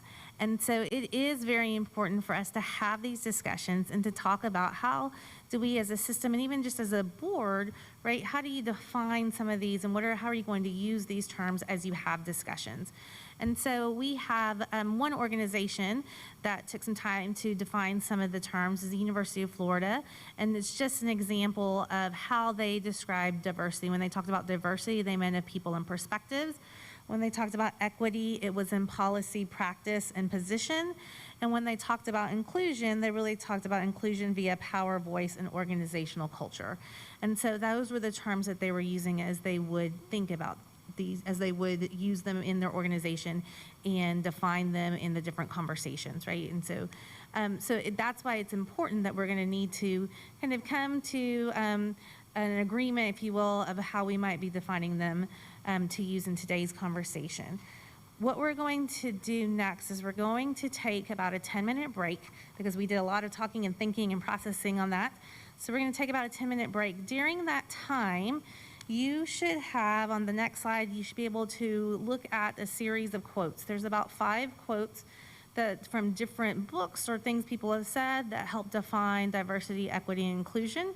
While you're on your break, and you should also, I believe, do you have a copy of those? And you do have a copy of those sitting next to you as well under your Brave Space commitments. While you're on your 10-minute break, we just ask you to find one of those quotes that really resonates with you. What's one of the quotes there that really resonates with you? So I'm going to give you a little bit of time to kind of look over the quotes, and then we will take about a 10-minute break.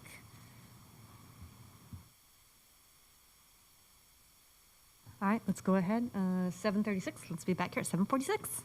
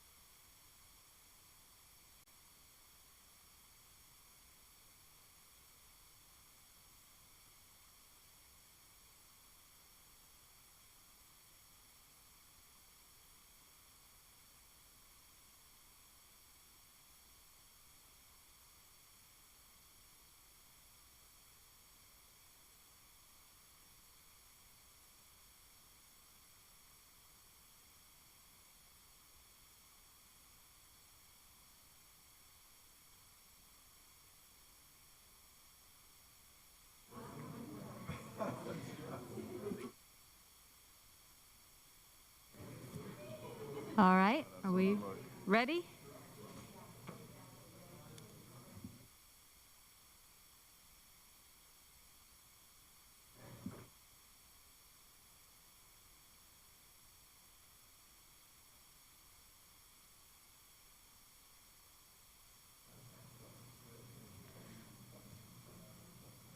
All right. You left us off at a block party, I believe.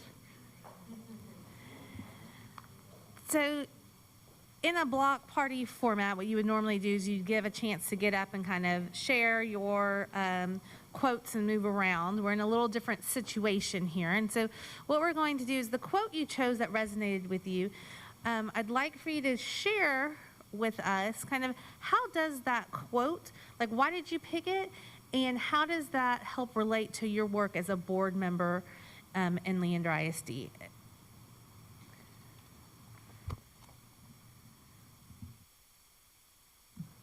I picked D, and it might be a little, I don't know if I'd say unfair, but I've read a lot about from Cook Harvey and Darlene Hammond, and a lot of their research on this, and so they're two of my favorite researchers in the education and diversity world. But like you read that, and I think about our, as we worked about, on our vision and we talked about what's important to us, that really resonated with a lot of those words, right, that were important to us about empowering students and deeper learning. And I think of them learning independently throughout their lives. To me, that's also, I think of them being the best student they can be, or being the best they can be, right? To achieve their maximum success. And knowing that that maximum success it's different for every student, but making sure that we are doing everything in terms of policy and practice to get every student to that point. So that one just, I think, really resonated with all the work that we've been doing and all the discussions that we've had.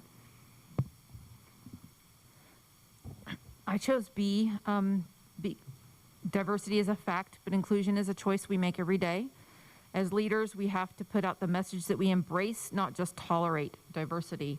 So kind of thinking back to my days as a special education inclusion assistant, instructional assistant, and that making those choices to be part of that inclusion of those students was really meaningful for me.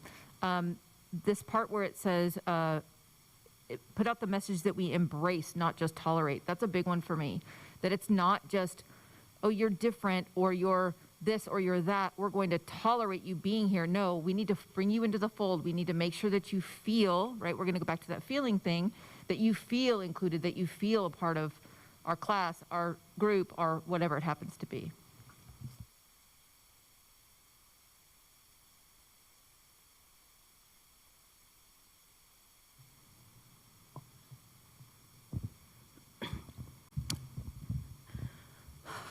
I picked B.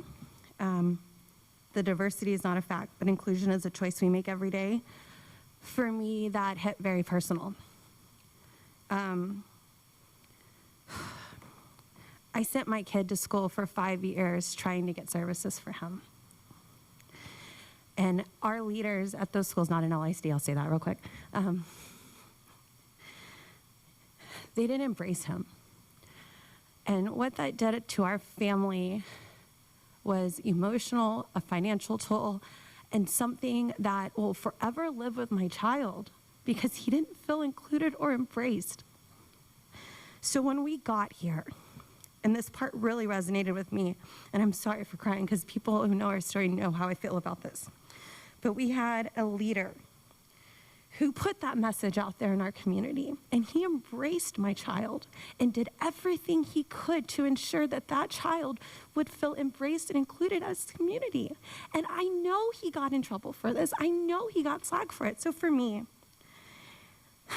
If we didn't have those leaders that we did in middle school, and they didn't embrace us, I don't know where we would be at today.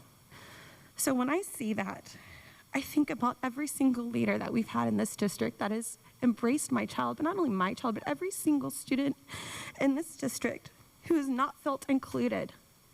And it makes me happy to be here. So for me, I looked at it at a personal lens, and I'm just grateful for the leaders that we have in this district who are willing to go out of the box, there's that box reference, and do whatever they can to ensure that our students feel safe.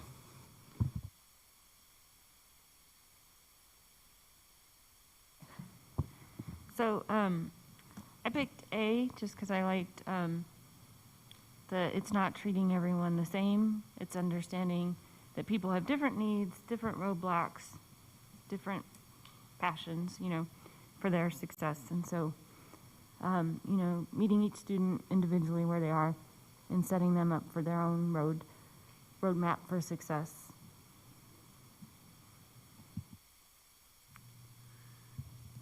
So, building on our principle of diversity, I chose E. And this actually spoke to some of the dialogue we had earlier. I think equity is a bit of a difficult one to pin down. The literature around equity struggles to do that because they're kind of it's a squirrely topic. You can look at it from a number of different perspectives. The simple definition is the quality of being fair and impartial. That certainly doesn't satisfy the box visual we talked about before, right? Fair and impartial is the fence is the same height for everybody, right? Adding boxes for some isn't necessarily impartial. And yet I think we all recognize that in our business, we do that. We go out of our way to provide opportunities and assistance for students who need them so that they can take greater advantage of the opportunities available to them. And yet, where that ends and how we make choices with limited resources is a very real, very practical challenge. And so the subject of equity, I think, is going to remain a little elusive and certainly is going to continue to be a topic of discussion in LISD and nationally and lots of other places.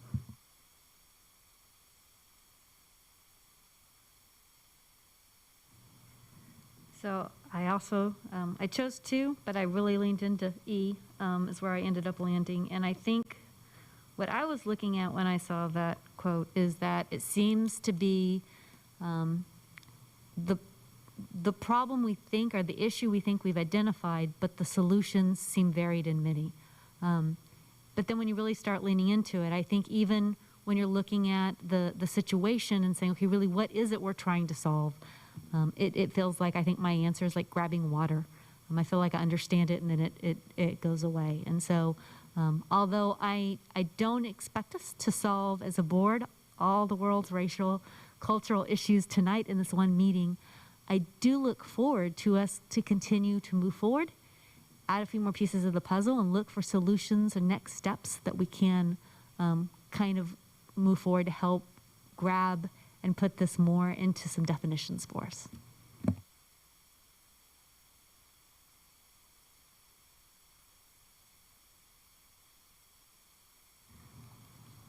All right, so those were all really good. Like, I loved hearing which ones resonated with you and why, and how those can relate to our work.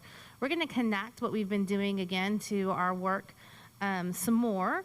Dr. Arterberry is going to take you through a process of just kind of reflecting on what we've just done and looking at the core beliefs you recently adopted. Thank you so much, Krista, and I appreciate all of you engaging in that hearty discussion there. That was wonderful to hear all of your ideas and thoughts regarding 4 terms that we just threw out there, right? Diversity, equity, inclusion, and access. I think what was powerful for me tonight is hearing all of you make connections to your core values. Or your core beliefs. And Dr. Delakia, I think you said it very early on in the evening, you made a connection to the work that you all have done. And so really what we wanted to do right now was, we know that you've been engaging in this work with Mrs. Gresham and with Dr. Gearing, and that you did have gone forward and adopted some core beliefs as a board. If you don't have access to these at this moment, you can click on the link right there and pull them up. But we really want you to have an opportunity to kind of discuss some of the terms that Krista just led you through, and then the activity with the quotes, and then just take a minute and help make connections to those core beliefs that you adopted last week. And specifically, there's some prompts on the screen if that would help kind of guide your thinking. But what do you notice when you look at the Leander ISD core beliefs? And then what do you notice about the conversation, and what connections can you make to what we've had this evening?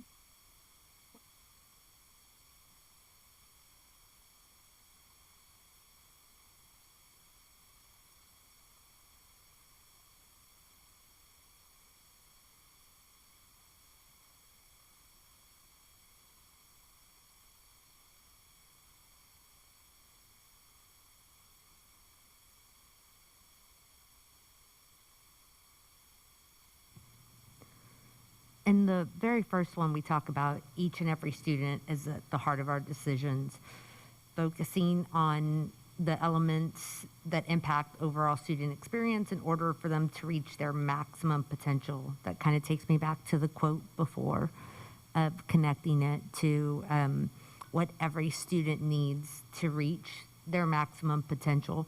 And I think about equitable and equity of getting every student, and I'm not going to, even though I wanted to, and I shouldn't even say it. I was thinking about the boxes, and so just forget that. I didn't say it. But then I go down to one of the next ones, or the third one, we talk about creating a safe and caring environment in which we treat one another with integrity, respect, fairness, and acceptance, and appreciating our differences. So there's our differences, right? There's that diversity, and diversity to me meaning more than just the differences, meaning the respect and the appreciation of those differences. And at the same time, inclusion, creating this environment where everybody feels, right, like they're in a welcoming, safe, caring environment. So those are just a few of them. I think about the LISD Life Changers. Each and every staff member should be empowered so that they can inspire our students to own their learning. The words jumping out at me, empowered. And so as we're talking tonight, I'm wondering, as a board, how are we empowering our staff and our administration in these areas? And so I'm going to keep noodling on that as we go.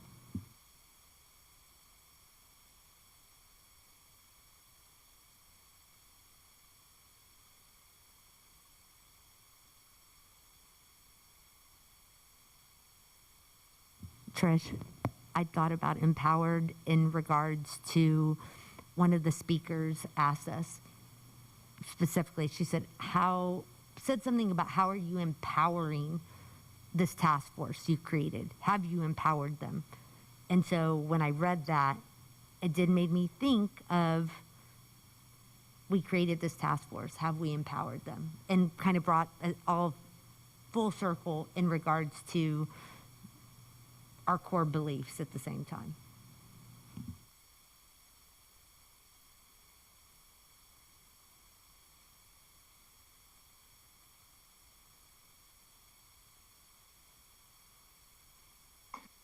So what I was noticing as I was looking through this was that even though we may not have the specific terms, diversity, equity, inclusion, and access listed in the core beliefs, the conversation and discussion that you've had tonight tells me that the intent is there, and that's what is meant and intended out of your core beliefs. And so I just wanted to bring that forward. I know that you all worked very hard on these. I also know that we are a continuous improvement district, and we constantly go back and revise documents. So just wanted to make those connections there and just honor the work that you all have engaged in as a governance team to identify the core beliefs, but then also to connect it to our conversation this evening.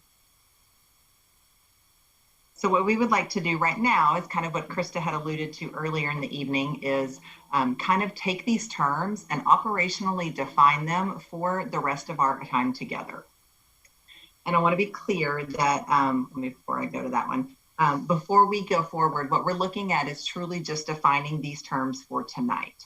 We know that as Krista led us through the Who Are You activity, that we all bring many different lenses into every conversation we approach. And sometimes maybe we use a different lens, even in a conversation that occurs on the same day, we approach it a little differently.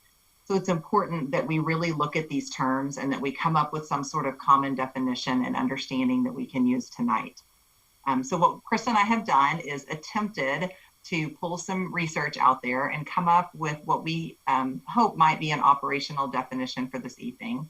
However, we are always open to feedback, and based on the conversations you had earlier are welcome to, we'd love to go ahead and adjust these if needed. But again, we are looking for some sort of agreement and consensus on possibly using these definitions for tonight's discussion, not for the rest of Leander ISD for all of eternity, but just for our time together this evening. And so I will open it up to any comments, either in favor of or any adjustments that Krista and I need to make to these definitions.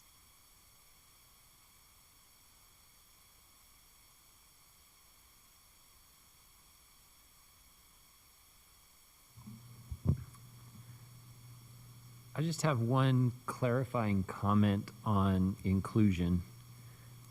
I don't know that any of us have any issue with the statement that's present here.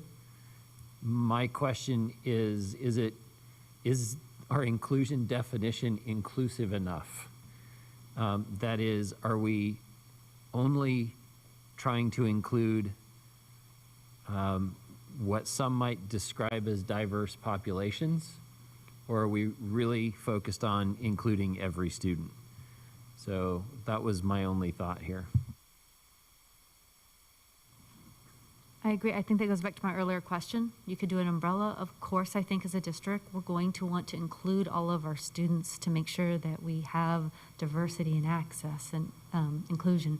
Yet, I think there's also benefit in just saying, okay, but when we start looking at subpopulations, how are we doing in this diversity, access, and inclusion? So I'm trying to figure out how you do this properly, and I would love y'all's thoughts as we continue.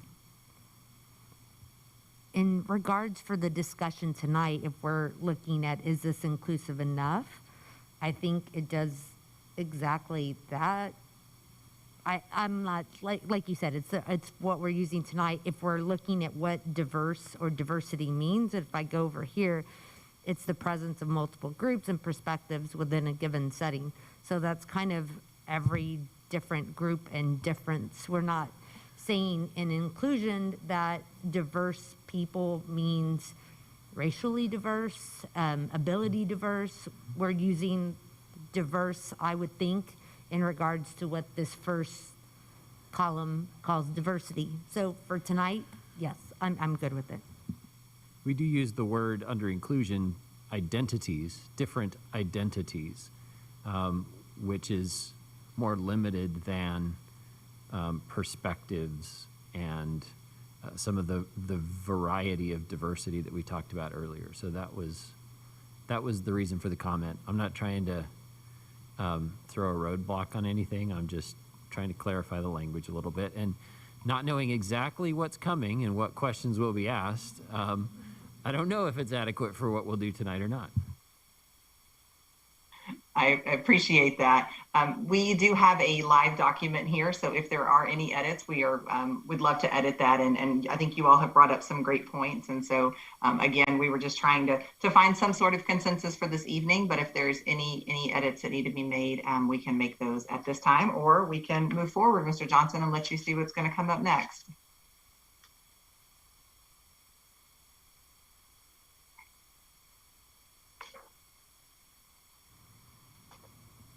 All right, I'm going to hand it back over to Ms. Carleen at this time. As we just said earlier in the evening, it is our intent to, once we have operationally defined some of these words, to then go through a protocol and actually look at some of our data. And so Krista's going to be leading you through that this evening.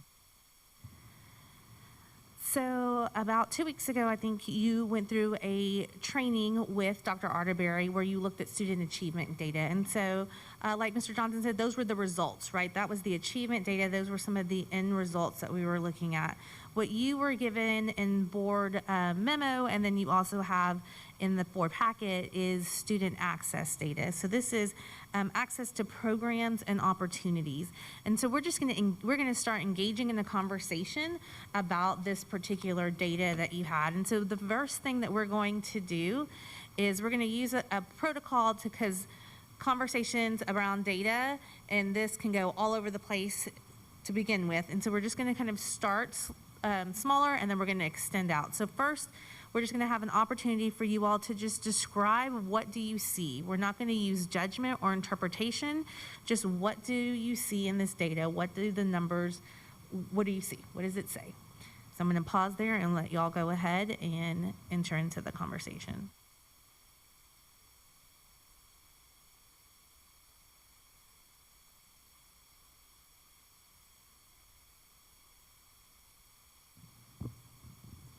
I'm trying to count too, Krista,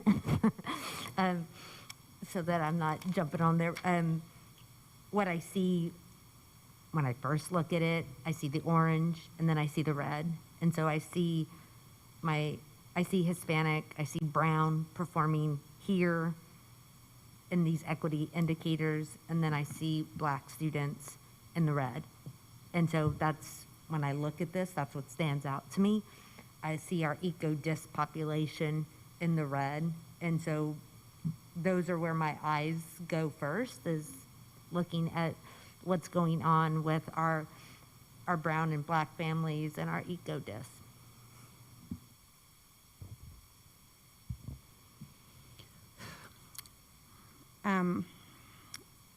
When I saw this, I was really angry. I'm going to be honest with you guys. I'm trying not to bring judgment. What I am with Gloria, I see all red. I also see where we're failing our students and not giving them that opportunity to succeed, and it frustrates me, but it also makes me wonder, what can we do to empower our staff to help these students? I see our SPED population, and this is embarrassing. I'm glad that my child has the advocate that he does, honestly. But at the same time, I see there's lots of improvement. But I worry. I see the percentage of students with one or more discipline incidents, and it's our black students and our special education students. I'm gonna let others talk. I need to gather my thoughts right now. So I'm gonna point, as we go to the protocol, I'm gonna point a little something out. I love the way you said, I see where you were describing the data you saw. I look at our discipline infractions, and I look to see, and I see in certain areas they're higher, right? Our black and our brown students.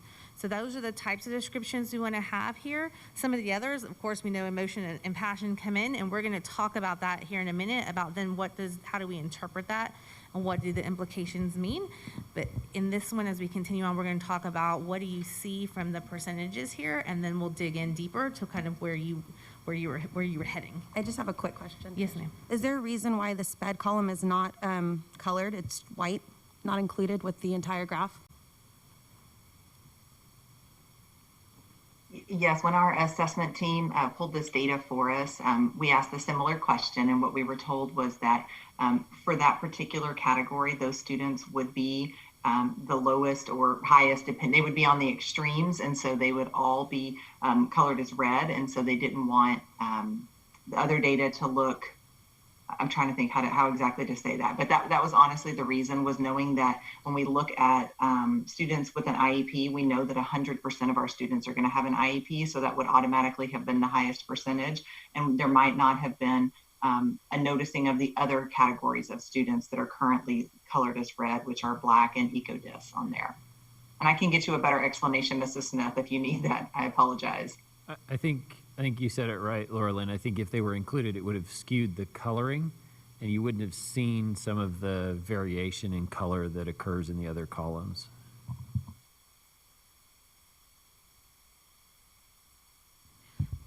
I feel like right there, then, we are segregating our special education students. I mean, we've got a lot of 2E kids here, and I see 0.2% of average pre-A courses.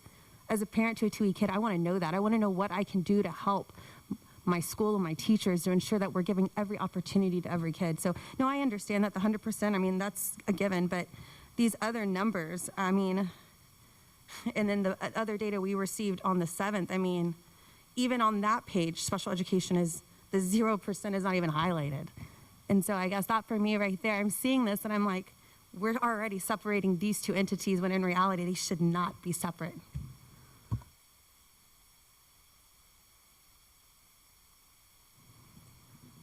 I see several different data points on here. I see what we would classify as possible access concerns, courses 3 through 12, extracurricular, SPED, GT.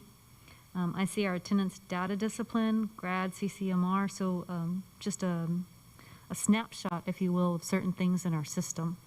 And I appreciate seeing some of the different grades as well.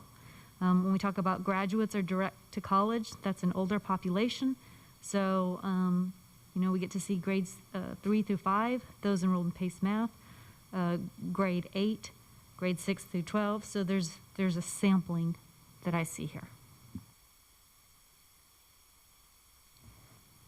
One thing that sticks out to me is the percentage enrolled in one or more AP courses. We're obviously not driving those students, whether it be at the counseling level or teachers or parents or something, to have them take those opportunities and run with them. The other thing that jumps out to me is that percentage of middle school students earning high school credit, including math. There's a huge gap there, huge gap.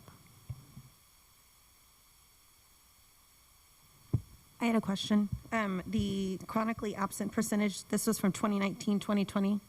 So I'm assuming it included like crazy last year, COVID, springtime. So could these numbers be kind of? I was looking at the asterisk to see how they adjusted it based on that. I think it was based on the PEMS number. I'll have to look in to see how they folded in those that were absent towards the end of the year. But this was based on what they had for the majority of the year, but yes. Awesome, thank you.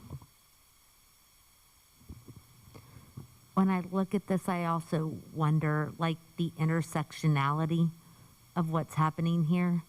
I think about where are these intersections with special education, with EcoDis, with our Black students, Hispanic students, EcoDis, right? So I want to know more about the intersectionality.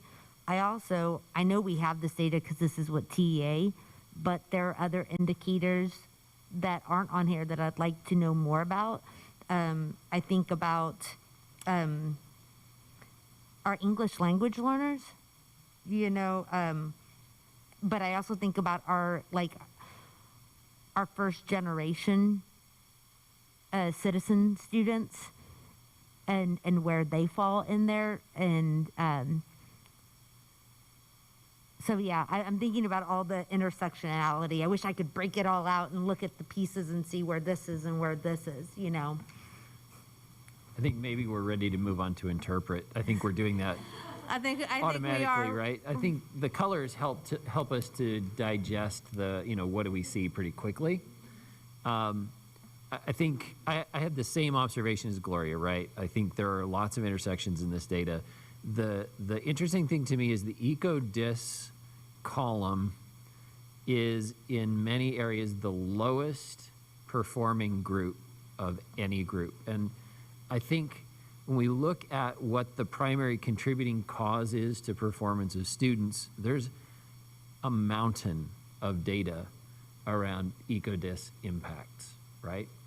And so I think the question I have is how much of Black and Hispanic underperformance is driven by eco-dis participation, to that intersection question that Gloria pointed out a minute ago, right? So that's one of the things I would want to understand in those columns of data. One other thing that is intriguing for me to learn a little bit more about or understand a little bit better, and it begins in the first two rows, but then it kind of continues, and I'll explain in just a minute. It continues in the succeeding rows. In the first two rows, we talk about SPED and GT. Let me focus on GT for just a second. We've had lots of discussions at the board level over a number of years around the concept of GT versus advanced instruction. And to be really transparent, I think a lot of what we call GT in LISD is actually advanced instruction. PACE is really advanced instruction, all of it. Quest is a little more GT, but I think we have a difficult time flagging students as GT who are actually simply more advanced learners, right? So we've got over-identification of GT because students come to us in early grades reading at a high level because they've been prepared at home, able to do basic mathematics because they've been prepared at home, and so on, right? And so that looks like a GT kid in some paradigm, some perspectives, right? But really, more accurately, it is probably an advanced learner. And our system simply helps that advanced learner to kind of stay in that position year after year after year. And so they're well prepared, well positioned to take advantage of advanced coursework later on as well. And I think let me stay here on GT for a second. I think the challenge for some of our eco-dis and subpopulations is they're not in that advanced state. And so they may be perceived instead as behind and more likely to be identified as SPED when we're really not measuring GT-ness or SPED-ness. We're really measuring ahead or behind where we think they should be at a particular point in time. And some of that is just inherent to the instruments that are available to us, right? It's not possible to unzip a child's head and look inside and see what's really there, right? All we can do is use instruments and do our best to determine what we think the reasons are for their over or underperformance, right? But I think that really begins a process that continues for years after that, where students who are generally eco-dis-identified are going to be more likely to be in SPED, less likely to participate in advanced instruction at all levels. And the students who are not eco-dis and who qualify for GT or what is really advanced instruction continue to do so for years after. And so for me, I'd like to try and unpack that a little bit, and I want to understand some of the dynamics, what's happening over time to the same group of students, right? How are we helping those students to advance out of where they start, or do we need to adjust our expectations based on where they start? So those are some of the things that stand out to me. Again, it feels a little bit like grabbing water to me, because do we then want to talk about our gifted and talented program and look at that, or do we want to talk about subpopulations and access to different programs? I feel those are two different lenses to maybe look at. From a school board perspective, I I feel that it's important to look at all of our student populations and how are we reaching each of our populations? How are they each getting access and equity and inclusion? But I also think if I told somebody, yeah, last night I talked about GT when we were talking about diversity and equity, and they'd be like, what do you mean? Well, I talked about how we do accelerated learners and GT program. Yeah, but where's the diversity and equity? So I mean, again, I feel like that's kind of water, and I want to think about how we're looking at it through various lenses. I also feel there's a difference, as you said, Erin, between GT and accelerated learning. Those are different, those are supposed to be different programs. The state has like certain things that happens in GT where accelerate is like pace or double pace, and so.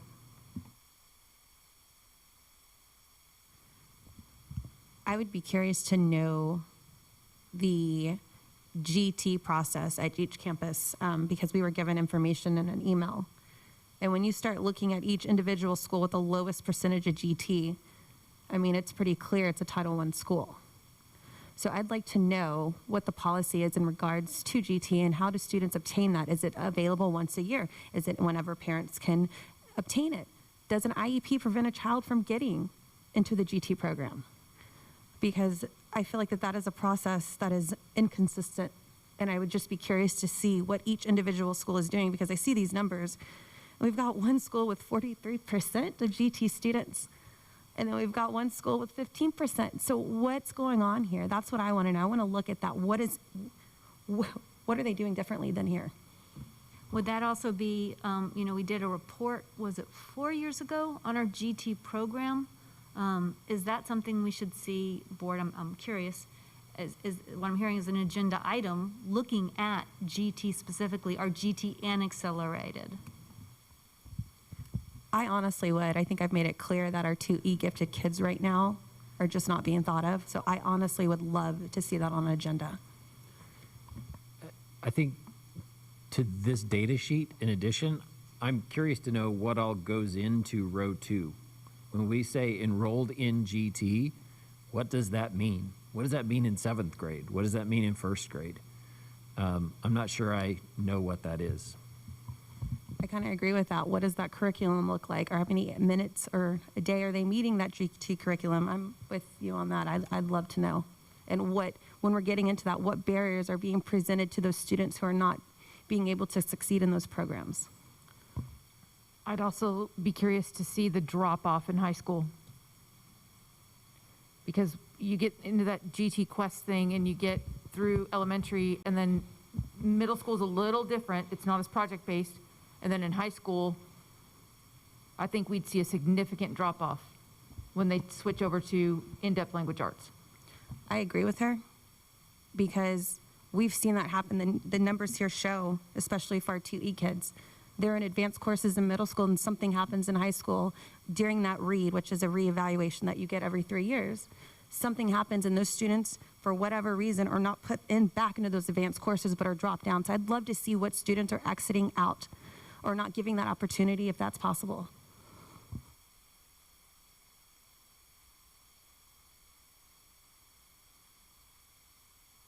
To circle back on the EcoDis conversation that Mr. Johnson had, is I wonder how much our new pre-K, once we can get back in person, how much our new pre-K and or 3-year-old program would help close that to where those children do come to us ready. They do come to us at the same playing field, equity playing field as others, because they've then given that opportunity for preschool.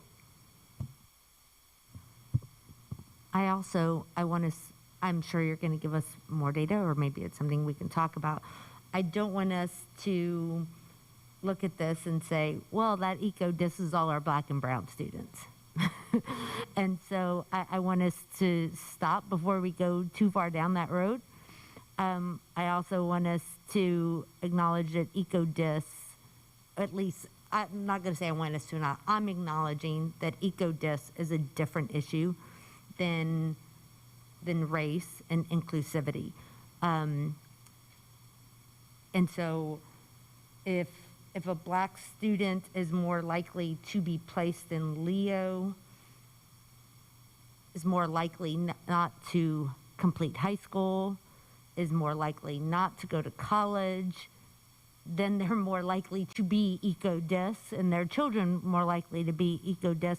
So while, yes, these two issues in society are somewhat connected, I think that we also need to be very careful when we're having this conversation, because we don't know what our eco-dis population all is. But even if it is, which society tells us that a high percentage is going to be our minority population, I still want to be very aware, at least to me, those are two separate issues that have some intersectionality, but they are separate issues in my mind.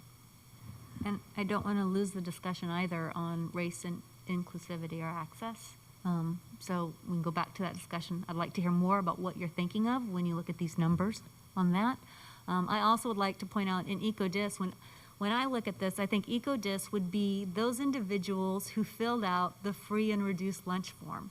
That's how we can identify our EcoDis community, which makes it interesting when you look at this year. We're giving out the lunches, so do they really fill out those forms then? We're going to lose track of some of our population then, aren't we?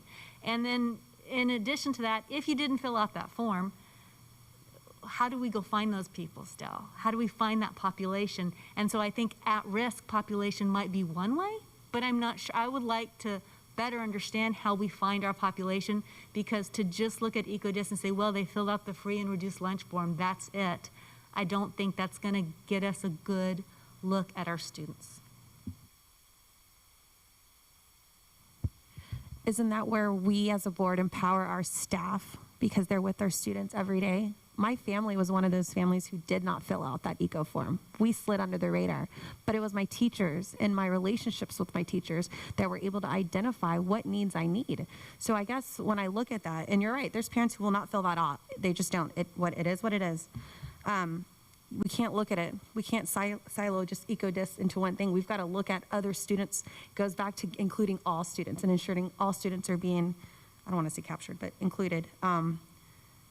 And for me, I think that that's where we empower our staff and our teachers, because they're with our students every day. They know our students. They're going to understand and know what to provide for our students. So I think for me, that's when we give all of our staff the power to do what they need to do to empower our students.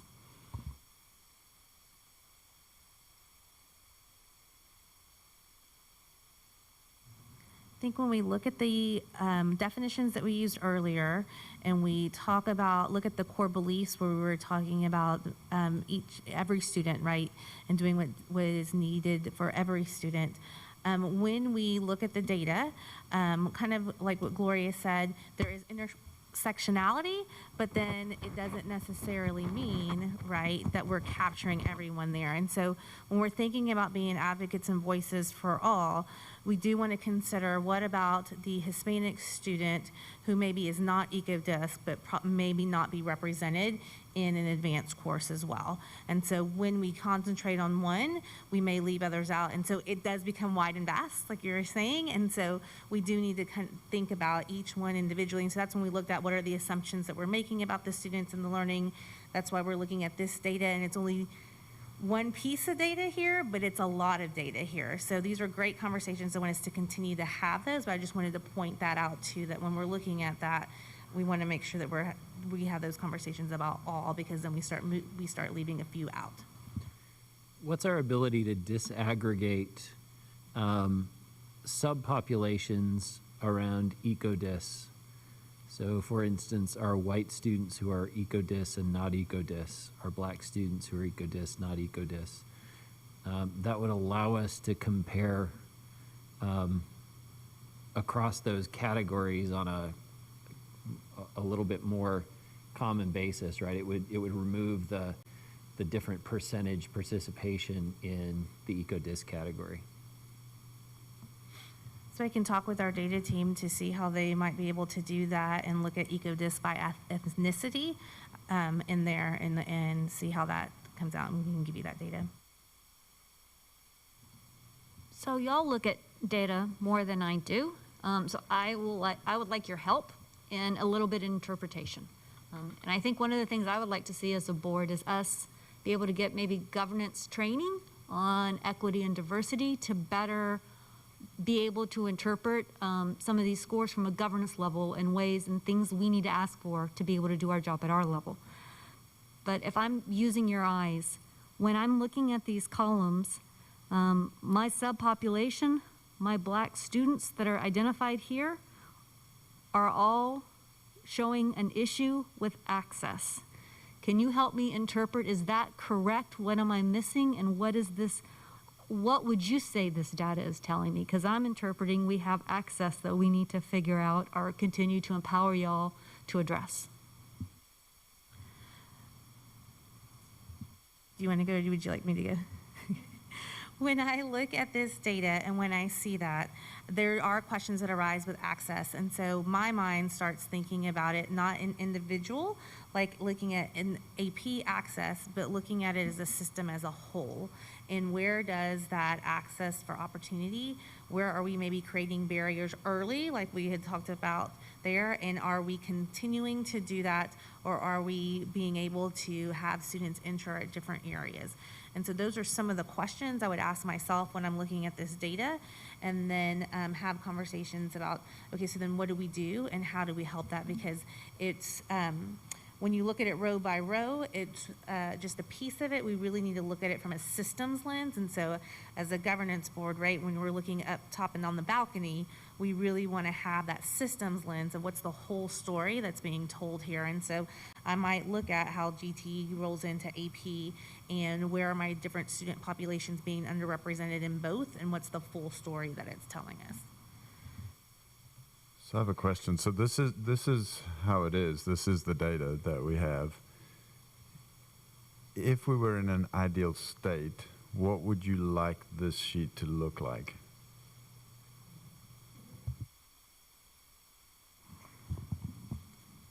So I think that's where I was struggling, like, on some of this, because our eco-dis population is what, 19% of the total district, approximately. Our Black is what, 13 to 14% of our total district, and so we're capturing, 30% of a 13% population, and it just happens to be the lowest one. So, like, it looks bad because it's red, but we're capturing a large percentage of a 13% bucket, right? Is that not, that's why I'm kind of struggling on this. Like, if we have 19% of the total district is eco-dis, but we're capturing 29% in an IB program, or 36% in UIL, isn't that a good percentage? I mean, it's better than statewide. I don't know, is that better than, I would So that's where I'm struggling. Right. Yeah, I how this see what should you're look. saying. Our percentage, Dr. Gearing sat up when you said that. Do you want to take that? I thought,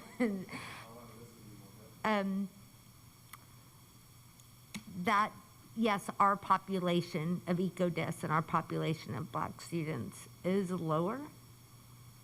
Is a lower percentage of our white student population. Of total, right. Total, in terms of total number. But are we capturing more in these areas that are still showing red at a higher level than across the state?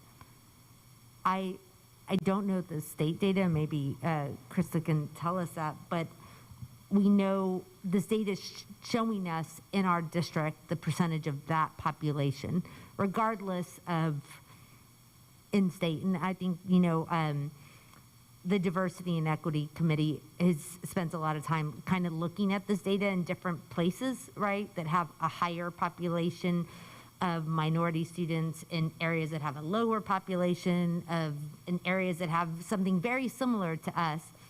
And it's kind of all over the place. There's areas where our minority students are doing much better, than where we are. And there are areas that they're doing worse. And so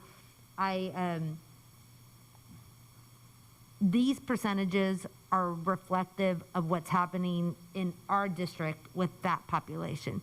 And so regardless of whether our Black student population or Hispanic student population may not be the majority of our student population, it's still significant. It's just as significant because it's all red for our Black student population. But Krista, you might have more data on what that looks like statewide. We can But what's definitely the see trigger what we for can it get to- as far as, as far as statewide data. I think, Dr. Delakia, what you said is correct. Tonight is about an opportunity for us to reflect on ourselves. And so I loved Dr. Gearing's question of what do we consider ideal? And so, Mrs. Grimes, to answer your question, I think when I look at that and I see that 13% of our Black students in Leander ISD are enrolled in a PACE math question, then I would go back to Dr. Gearing's question is, would we consider that ideal in Leander? And not necessarily even comparing ourselves to others, but really reflecting on those core beliefs that you said earlier and we set as a board, and are these numbers mirroring those core beliefs? And if not, then like Ms. Carlene said, what is going on in our system, and what other conversations do we need to have? I think there's at least two parts to the analysis of the data. I think the first is first know thyself, right? We got to understand our own data. For me, I need to find a way to disaggregate in our underperforming populations, our Black and Hispanic population specifically, disaggregate the eco-dis effect in those populations. I want to understand how much eco-dis is playing a role in the underperformance of those populations. I think that gives us a benchmark, right? We can do that for our white population as well, and we can understand how much of the issue we see in the Black and Hispanic columns is attributable to race, and how much of that is attributable to economics. Or at least it gives us a better lens on that, right? It's not going to settle the issue, but I think it will tell us something important about our own data. And then I think to Alexis's point, we also want to look at other districts and understand, I mean, we can develop a perspective about how we feel about our own data, but then we want to look at other districts and say, how are they doing in some of the things that we're concerned about, that we're observing? But I think fundamentally there are still some issues around this advanced instruction topic I mentioned before that kind of cascade, right? If we look at the PACE math participation rate, for instance, is our solution to this that we're going to mandate that the Black and Hispanic population are represented at the same rate in PACE math, grades 3 through 5, as for our white populations? If so, what's the consequence of doing that? Are we putting students in a PACE math environment who are not prepared for that? Is our system choosing not to put them in that position right now because they're not ready to do it, or because they're Black or brown? We got to understand that, and we've got to make some choices about what we do and why we do it and how we do it and when we do it that's good for the student. I don't want to put students in a position where they're not prepared to succeed because we want to match numbers in a chart. I want to think about the student, and I want to help them achieve, and I want to build the ramp that gets them there. I don't simply want to change the cell, the data in the cell. So I think there are a lot of things we don't understand here that we got to get answered before we can develop a theory of exactly what's going on and what we want to do about it. I don't know if we can have as much information as our admin team who does this day in and day out. So that's why I'm going to go back to, I think there's something about board training where I'd like to know at what point are we, and work with a trainer, where is the information we can use, or what do we need to be able to make some decisions and move on? I do wonder when I look at something, for example, the discussions on PACE math, I get what you're saying about mandate, and I agree with you that we want to be careful prescribing any certain solution with the data that we're looking at, but I do feel as right now the data, but I do feel that we're able to empower you, because although I don't know exactly what's going on, I can see in the columns there's something going on with access. does that, Aaron, when I'm looking at this, does this prohibit us as a board to be able to empower our admin to say, hey, what is going on? Can y'all further look at what the access is? And they might be able to do some solutions, because this might be multi-layered. It might not just be one thing or two. We might have to do 3 or 4 things in continuous improvement. So disaggregating EcoDis, yes, we can do that. Honestly, I don't care. I don't know if it's necessary. I don't think that's part of this story. Whether or not our Black and our brown students are in that EcoDis, those economics don't absolve us from the contribution that we're making to this disparity. And so I think that's a total cop-out in society when we say, oh, it's an EcoDis problem, it's not a race and Black and brown problem. Because we know the stories. We know the stories that have come before us for years. So, yes, there's economics at play, but we also know that race is at play. We know this already. We've seen this. We've heard it. So to me, how that EcoDis breaks out isn't very important to me at all. Also, I agree with you wholeheartely with the training of. We started, and I think we saw where we had some alignment, and we saw where we had some some divergence, right?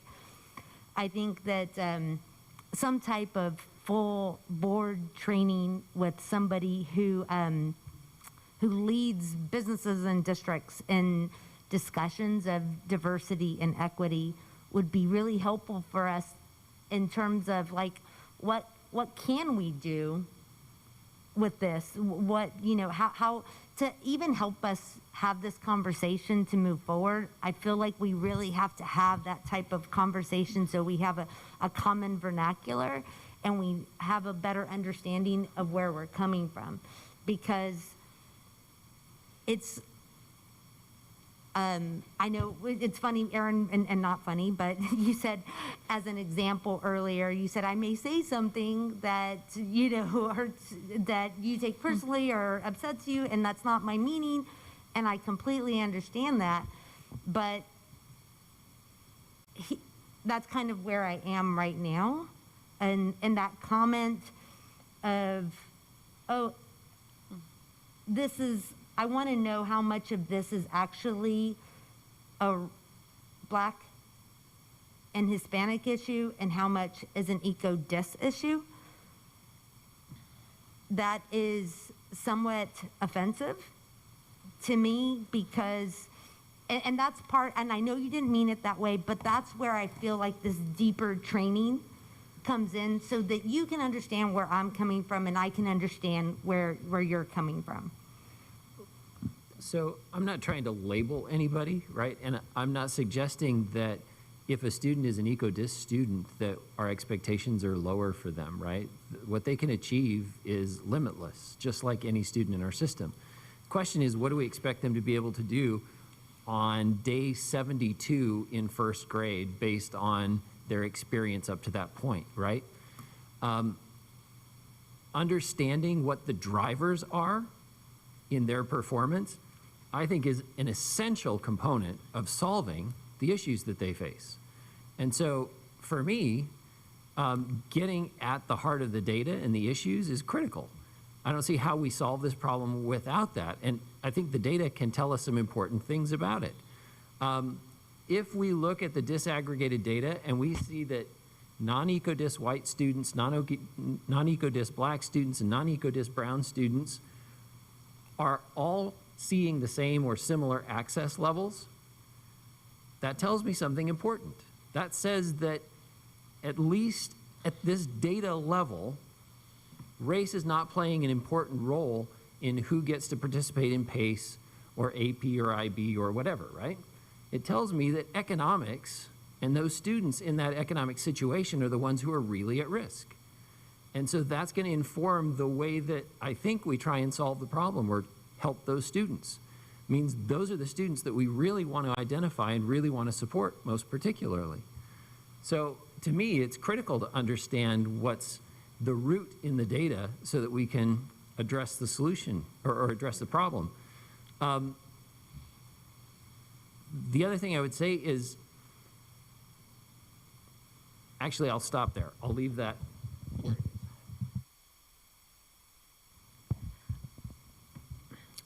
I think we need to be careful and like not look for a certain percentage because these are students' education lives we're talking about.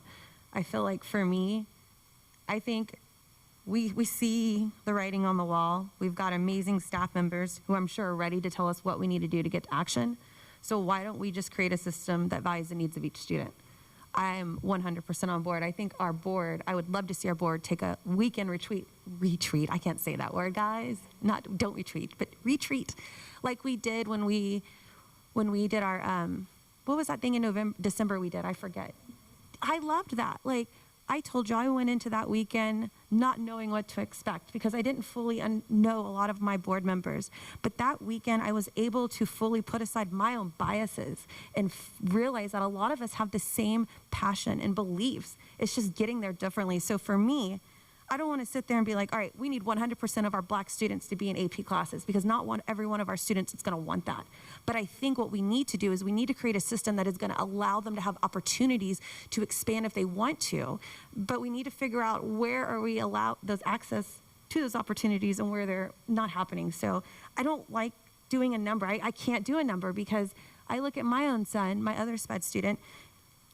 I don't want him in advanced course. He's not there yet. And you would set him up to fail right now. So I don't know what that answer is. I'm going to rely on our staff because you guys work with our students daily. You've been seeing these numbers. So for me, I'd love to have that extra training for us as a board to understand where do we go from here? What are other districts who've seen the same numbers? What have they done to increase the students' opportunity to have the best education experience that they could have? And I have another question. Sorry.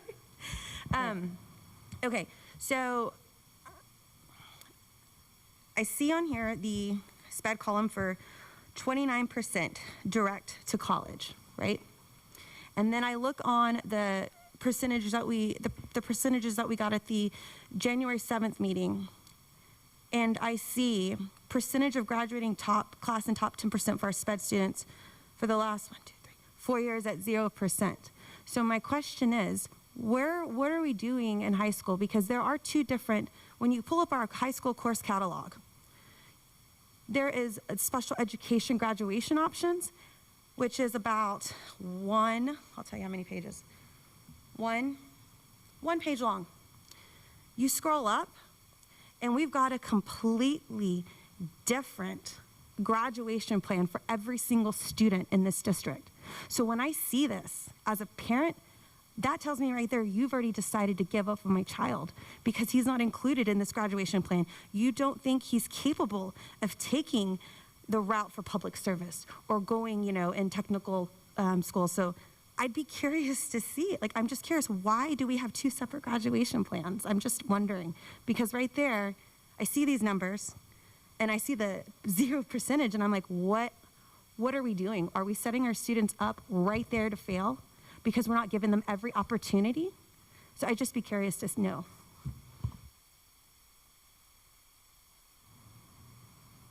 So there are a couple of things. I've heard a lot of questions and a lot of, suggestions. Maybe we should do a training together as a board. I'd like to see more data looking like this. What I want to remind you, I've written a lot of those down, but I also want to remind you that we have that parking lot tool, so you can go in, and as you're thinking of them and wanting to put specifics, you can request some of those. I'm wondering about this question. I'd like to see more data on this. I'm wondering if we should have a training as a board and put those in there as well, because we will be using that to reflect on as we think about next steps as a board and training and what we're going to bring together as an administration. I feel like, or I know I've heard a lot about what all you all can do as a governance team, and then how do you work with us as an administrative team. And I think that's great, because that's really how we move forward in the system, is when we work together on these items, right? And we have a good understanding of the why behind some things and what needs to change. And so, and I've also heard requests for different data. And so Dr. Arterberry is going to talk to us a little bit about different types of data that may exist already in the system or can exist in the system and how we utilize those. Thank you very much, Krista. Yes, tonight we had an opportunity to look at one data set. Again, this is not the entire story of Leander ISD, but it's a data set that we chose for our conversation this evening. And Krista and I felt it was important that, we remind everyone that as we come together as one Leander ISD, whether we are board members, administrators, parents, students, staff, we all are on this journey towards equity together. And each one of us has a separate role and a separate responsibility in making sure that our students are successful in our district and making sure that we're accurately telling the story of Leander. And so this information that you see on the screen right here is one way that we've chosen as a cabinet, as district administrators, to define levels of data that we use every single day, as Krista mentioned. And this comes from a book called The Listening Leader. And the author defines 3 different levels of data. And she refers to them as satellite data and map data and street data. And so these have really kind of helped us come up with some common terms and common vernacular around data that we're going to use and then how we're going to use that to make certain decisions. And so oftentimes as a board of trustees, the data that we bring to you, such as the data we just looked at a few moments ago, is what we would consider satellite data. It's going to be very high level. It's going to look at patterns of student achievement. It might be STAR data, PSAT data, graduation rates. And so this is data that often you look at the board level. But it's important to remember that our teachers, the data they're using every day is going to be more likely street data. Because the satellite data is not going to be beneficial to them as they sit down on a daily basis and try to identify misconceptions or monitor their instructional approach for individual students. And so while STAR data does give them that view of last year, it's not something that they want to use every single day.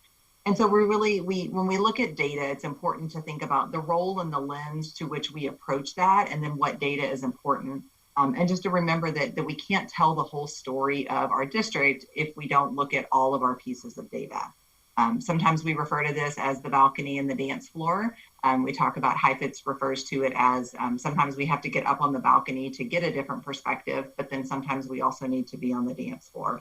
And so really, you've already answered quite a bit of this before, but we were just kind of curious, as you look at these levels of data, the satellite, the map, and the street, what resonates with you as a board of trustees, as a board member in our district? What resonates with you regarding these?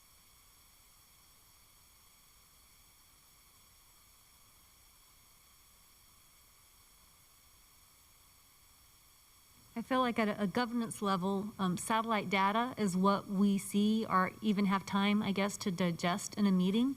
I think what you're hearing is a desire or appetite to understand a bit more of the map data and street data. I want to be careful because I'm hearing a lot of different thoughts, and I don't know if anybody would say, I can look at this data and this data helps me get a fuller picture. I guess the question is, how much of a picture do you need before you move to your next step? And so maybe there's different levels of appetite for what kind of picture or pieces we need to fill in this puzzle. I think when we're talking about shared learning tonight, and that was one of our goals, there's this desire, I think, to have admin a bit kind of help fill in some of this picture that we're looking at in front of us. So when we're looking here at the satellite data, I'm thinking, okay, well, why did you pick these student populations? What about student populations who aren't listed on here? What happens if we go ahead and we want to look at all student populations? So when you hear the word equity and diversity, are you identifying certain populations, and why is that? And so I feel a bit of a desire to try to pull this together. And I think some of us are wanting to do data to help bridge that, and I don't know if data is going to get us there.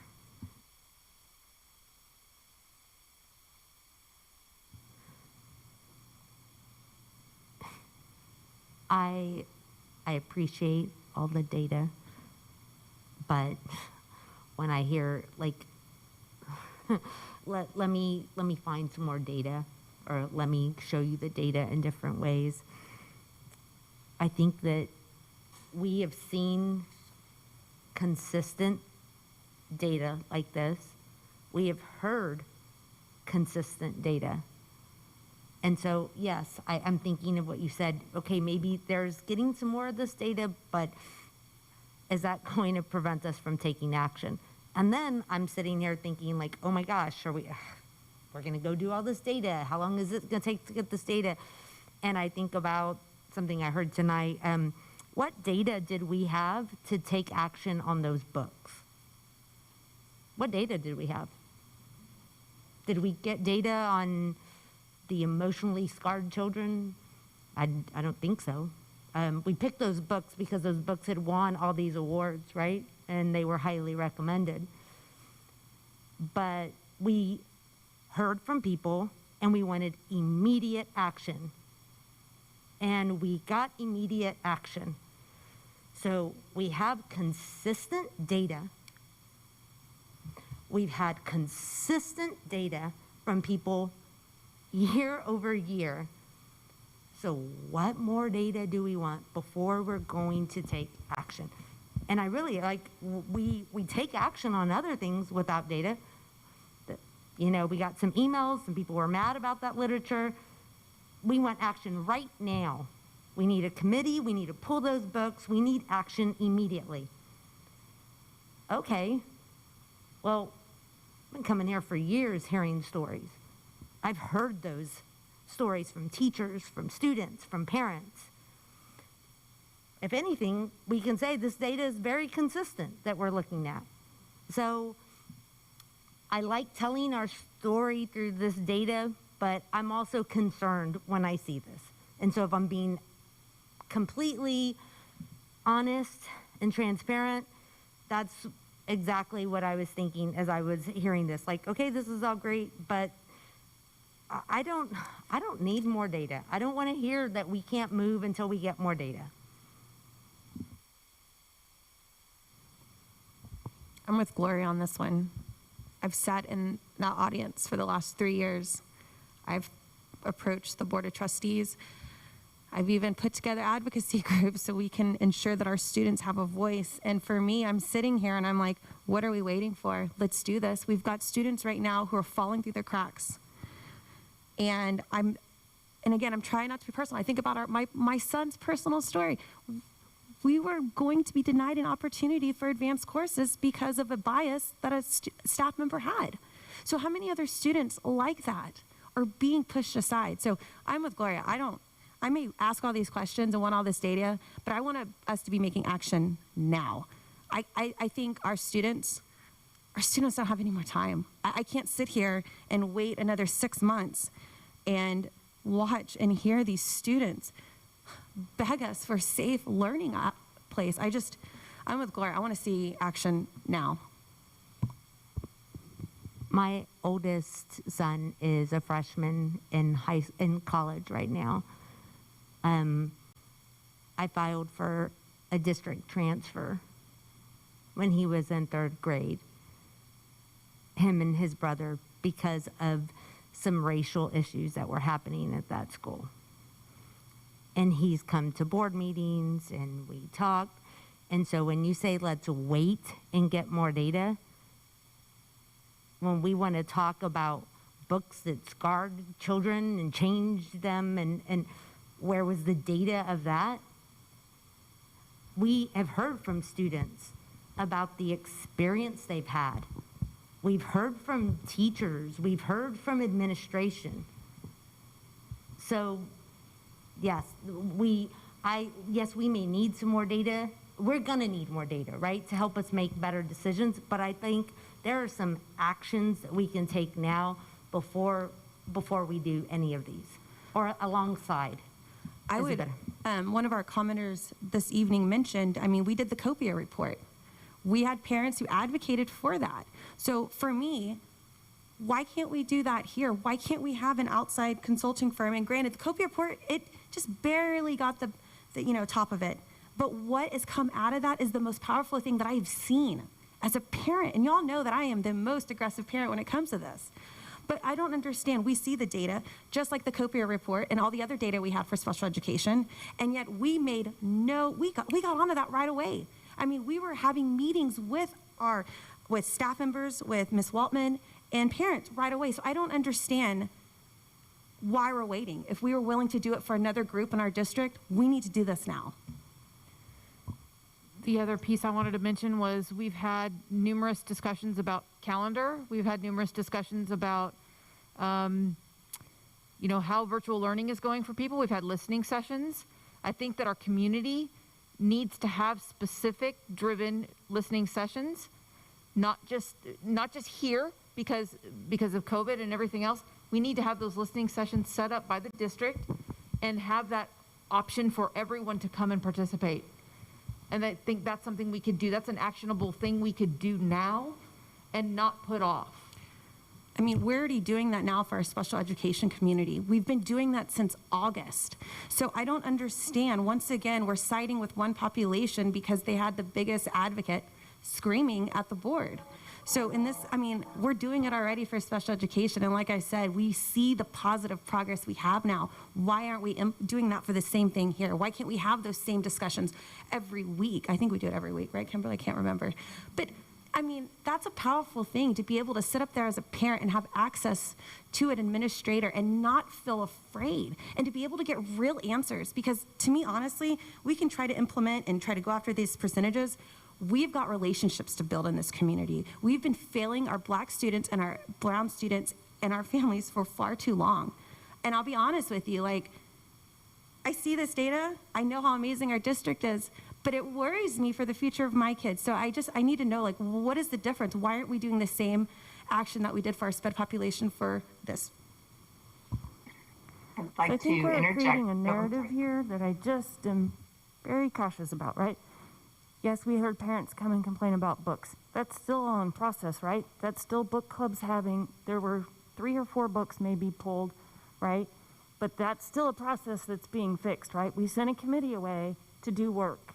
And so to compare this to that is not the same steps. Because wait a minute, I've let everybody have their time. We have done the hard work. We hired a visionary to turn this district around. Who cares about all students? Doesn't matter their color. We hired our equity officer. We did that work. We did it. We hired him to turn it around and say, whoa, every student matters. And who's implementing all of this. It wouldn't be happening without Dr. Gearing. And so we've put some huge investments in our system to correct it. And we did community listening tours. We had equity and diversity tours before COVID happened. So we've been working on this process a long time, and no one's saying stop. We need data. We're going back to the drawing board. We have seen through the last year huge benchmarks. We fixed dress code. We fixed this. We did this. We're doing the shared learning. We're taking the steps. We're taking action. It's a yucky process. It's a long process. No one's saying stop. But each step, when we come together and do this, is a piece in that process, right? We're working together for a common goal to fix this. So no one's saying stop, hold up, we don't want to go. We started that process. And so I just want to say, no one's saying pull the plug. I think you're just seeing this conversation happen of what's the next step. And I think you see that with our calendar. You know, do we take early release? And yeah, exactly. So I don't want to say just because I'm asking for this data or just because I'm saying what I think Dr. Gearing's question is very important. Like what is success? What colors make this successful? And that was what I was trying to get at was where do we define success? And I think if each student picks their avenue, right? Not every student's going to pick advanced placement or IB, right? But you see where it's important, and then those numbers go up, right? And so I'm not saying we don't need to look at barriers and remove those, but I'm just saying what is a successful picture? Look, what is next step? So that's just what I'm. Yeah, I echo those thoughts. I I don't know who you believe said the word wait tonight. The first person tonight who said the word wait that I heard was you. I talked about what's behind the data, and I'm trying to develop a theory of the case. How do we fix this, right? In none of that did anybody at this dais tonight say wait. So I think you're setting up a false narrative, which I find offensive. Nobody's suggesting wait. I'm suggesting let's understand the problem, let's solve the problem the right way, so that we actually get a solution that sticks, instead of doing a bunch of things to placate people who keep coming to the board and saying, do things. We can take a bunch of action, and they'll be back in 6 months or 12 months or 18 months and say, our kids are still behind. What gives? And my answer is going to be, well, we did stuff. That's not going to fly. We got to do the right stuff the right way for the right kids. And that means we got to understand the data that's in front of us. We've got a wealth of data. If we don't know it inside and out, it's our own fault. It's our own data. It's us. It's who we are. So that's all I got to say. Well, in response to that, I'll say that I'm glad we agree on that. No one's saying wait, so we're all ready to move forward. So that's wonderful. I'm happy to hear that. Move forward and do what is the question? Right, but not sit and wait. And I also feel like your comments were offensive. I feel like that's gaslighting 101, and that's something that happens a lot right here, but what we've done over and over is wait, let's look at data, let me tell you what you're saying, let me tell you what you said. Where I see a commonality right now is no one's saying wait, and so that's absolutely wonderful, Krista, and Laura Lynn, Dr. Arterberry, and so if no one's saying wait, I'm excited and really excited to hear what those next steps are, since none of us want to wait. What I'm going to suggest, as we get to some next steps, what I would like for us to do is let's take about a 5-minute break, and I want us to think about, pause, kind of take a bit of a breather, and then really think about what are those next steps that we maybe want to take. Is it something like I've heard the training mentioned several times, I've heard some other things mentioned, I've heard listening sessions mentioned. What are the next steps that we want to take? And I also encourage you, not only next steps as a board, but how do you partner with administration? Because showing those 3 levels of data wasn't necessarily saying that the board needs to have all 3 levels of data. What that is saying is we each have roles and responsibilities within the district, and we utilize that data differently. And so the street data might be teachers, the map data might be administration, and the satellite data be governance, but it's really important that we all work together so that we have an understanding and can make the right action steps to move forward. So let's take about a 5-minute break, and then we'll come back and do next steps.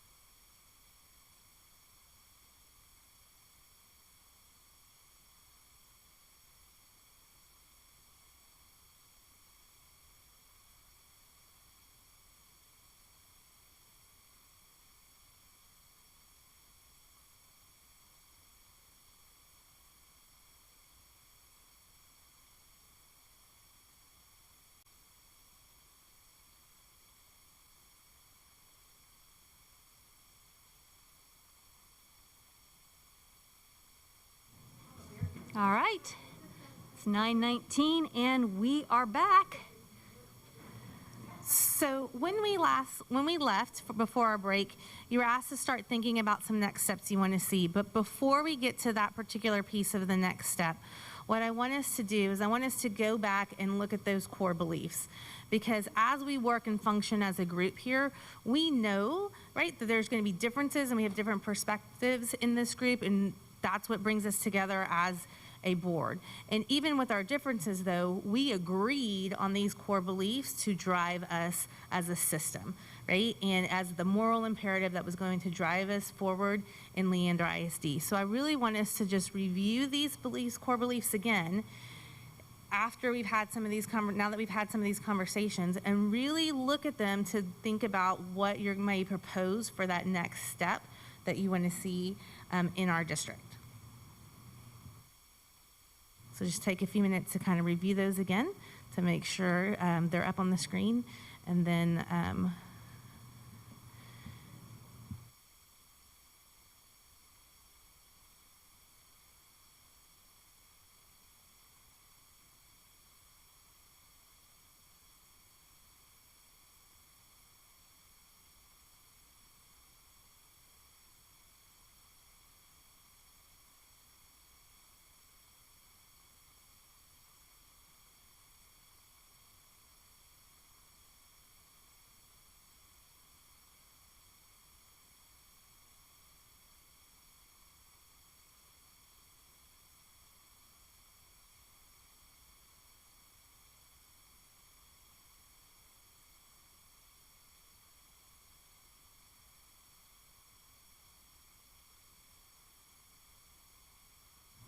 all right, so based on those, and we can just leave those up here for now if we need to refer to them, but just kind of based on our core beliefs, what are some suggested next steps you might have for twofold? One, yourself as a board, and two, us as a system.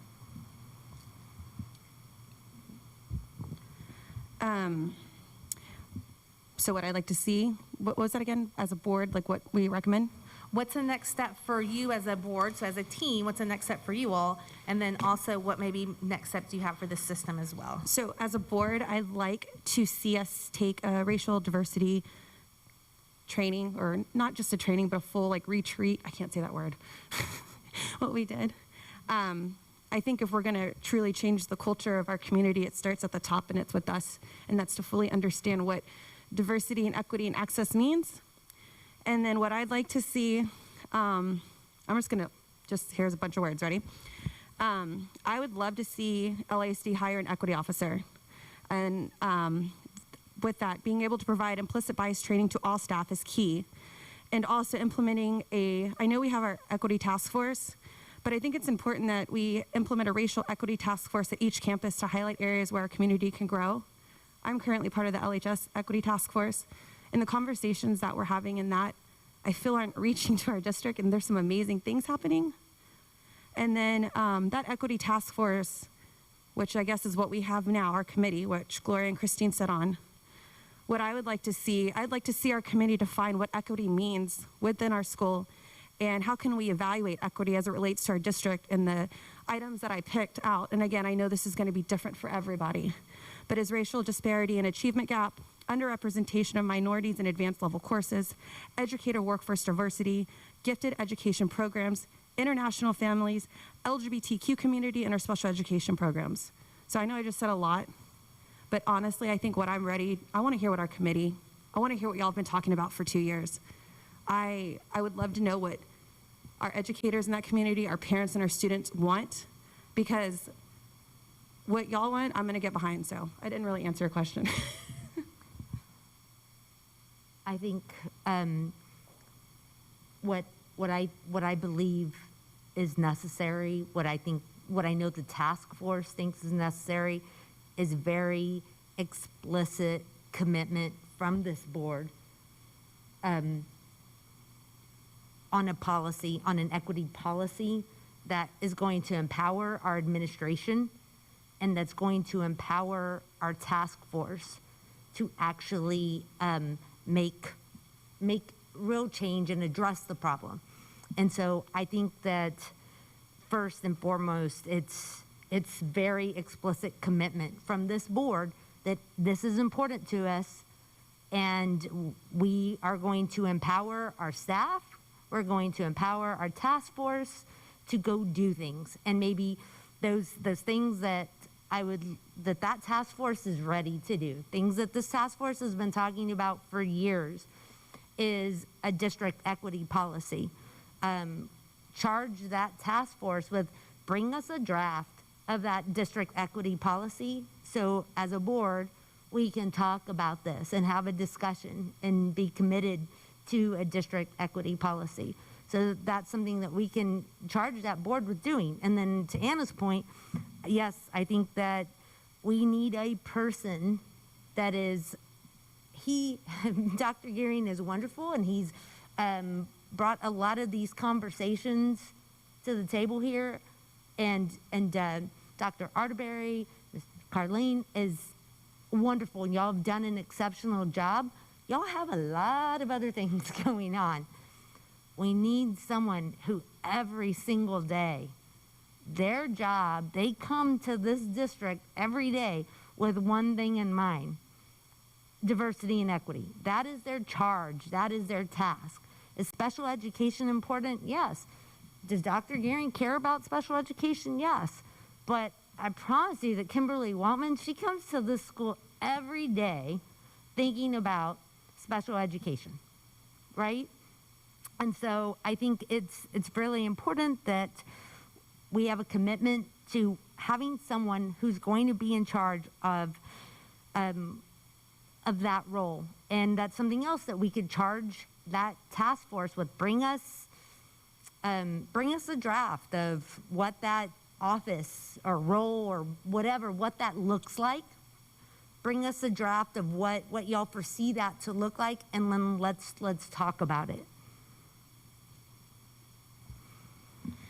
I think, Oh, sorry, go ahead. no, I'll start and then drop off so everybody gets to share the space. I would like to ask the administration, I'd like to hear, kind of based on the conversations tonight, more parameters, or guidelines, or guardrails, or thoughts of, when we talk about diversity, equity, and inclusion for our entire student population. We talked about GT, we talked about kids who might feel like not part of the group or not included.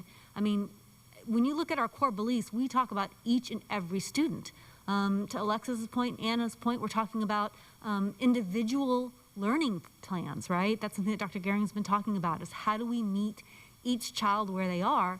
And I think there is something really positive in that discussion. I also think there's a difference too, because there's subpopulations that you would identify for equity, diversity, and inclusion. So I would like to have administration come back and go, look, here's kind of maybe the hinge, or if you identify and see things different, what is that? And I know y'all do, because I've read the district improvement plans, and so I do see there is, but I would like to have a better grasp for that for us for our next discussions.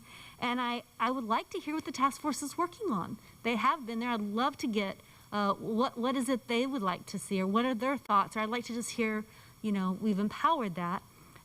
Also, in light of, I was looking at core beliefs, where we talk about developing and maintaining meaningful collaborative relationships between all our LISD family. So how do we engage not just the task force, but our family? And so is there a communication method? And I think you're already working on it, but is there is that a best way to be able to have this conversation with all of our family together? I'll stop there.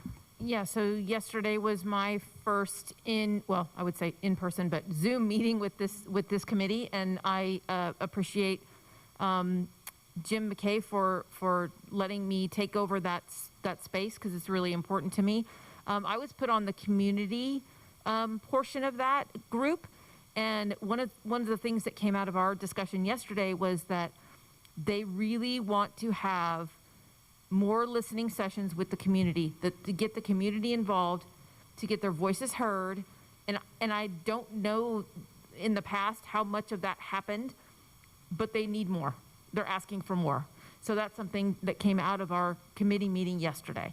that is something that they're seeking. And so I think that if we can get the word out, if we can set something up similar to what Corey and his team have done with listening sessions with our representatives lately and other things, that if we can set something up like that and get the word out through the newsletter, the SMORE, all of the other communication tools, so it's a two-piece thing. It's getting that communication out and then having people participate. But they're asking for that. They're looking for that.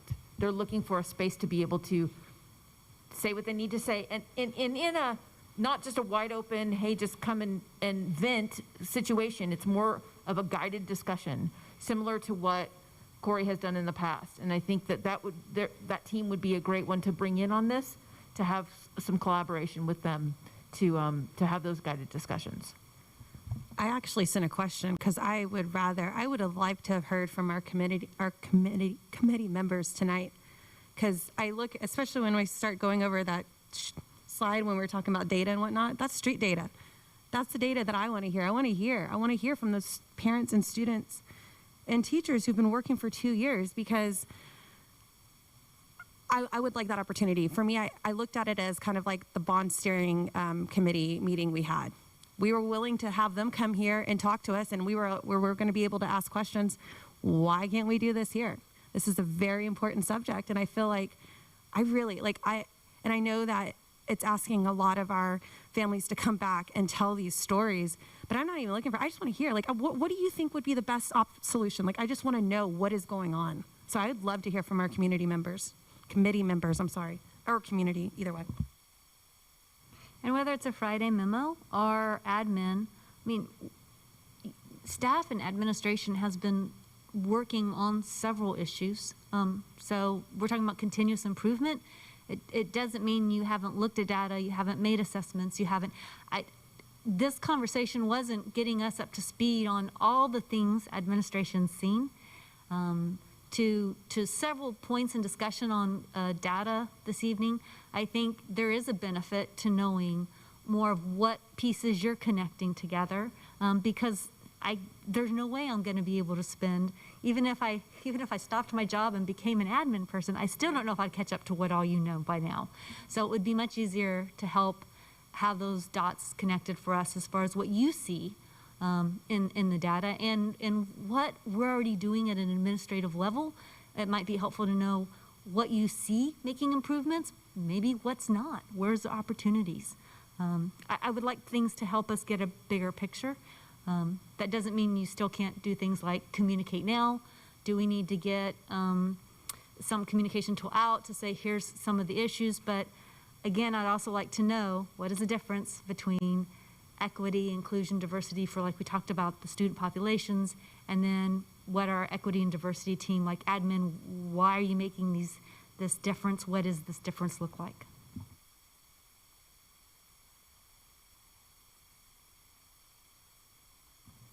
Trish, that task force has come up with like a mission and talked about a lot of those issues.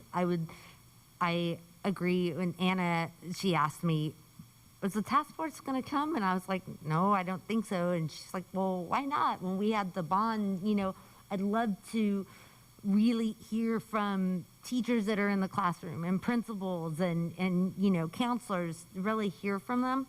One of the things, so in that task force, there's 3 separate groups.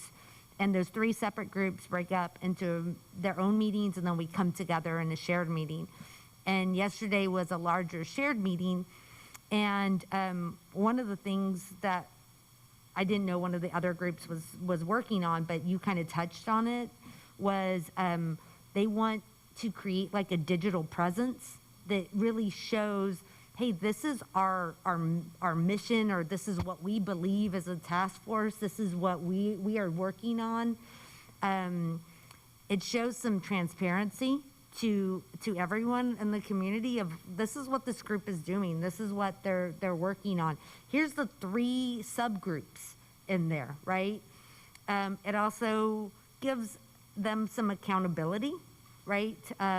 And it also lets people know, well, who's on that committee? How can I get involved? But at the same time, one of the things that happened yesterday, we had a new board member, but we also had representation from the PTA. So PTA is doing, they have a diversity group. And so when you talked about, I'd like to hear what everything else is happening on my subcommittee, Principal Simpson from Rouse, because that's not very clear, is on my committee, and she's talking about what the diversity group on her campus is doing.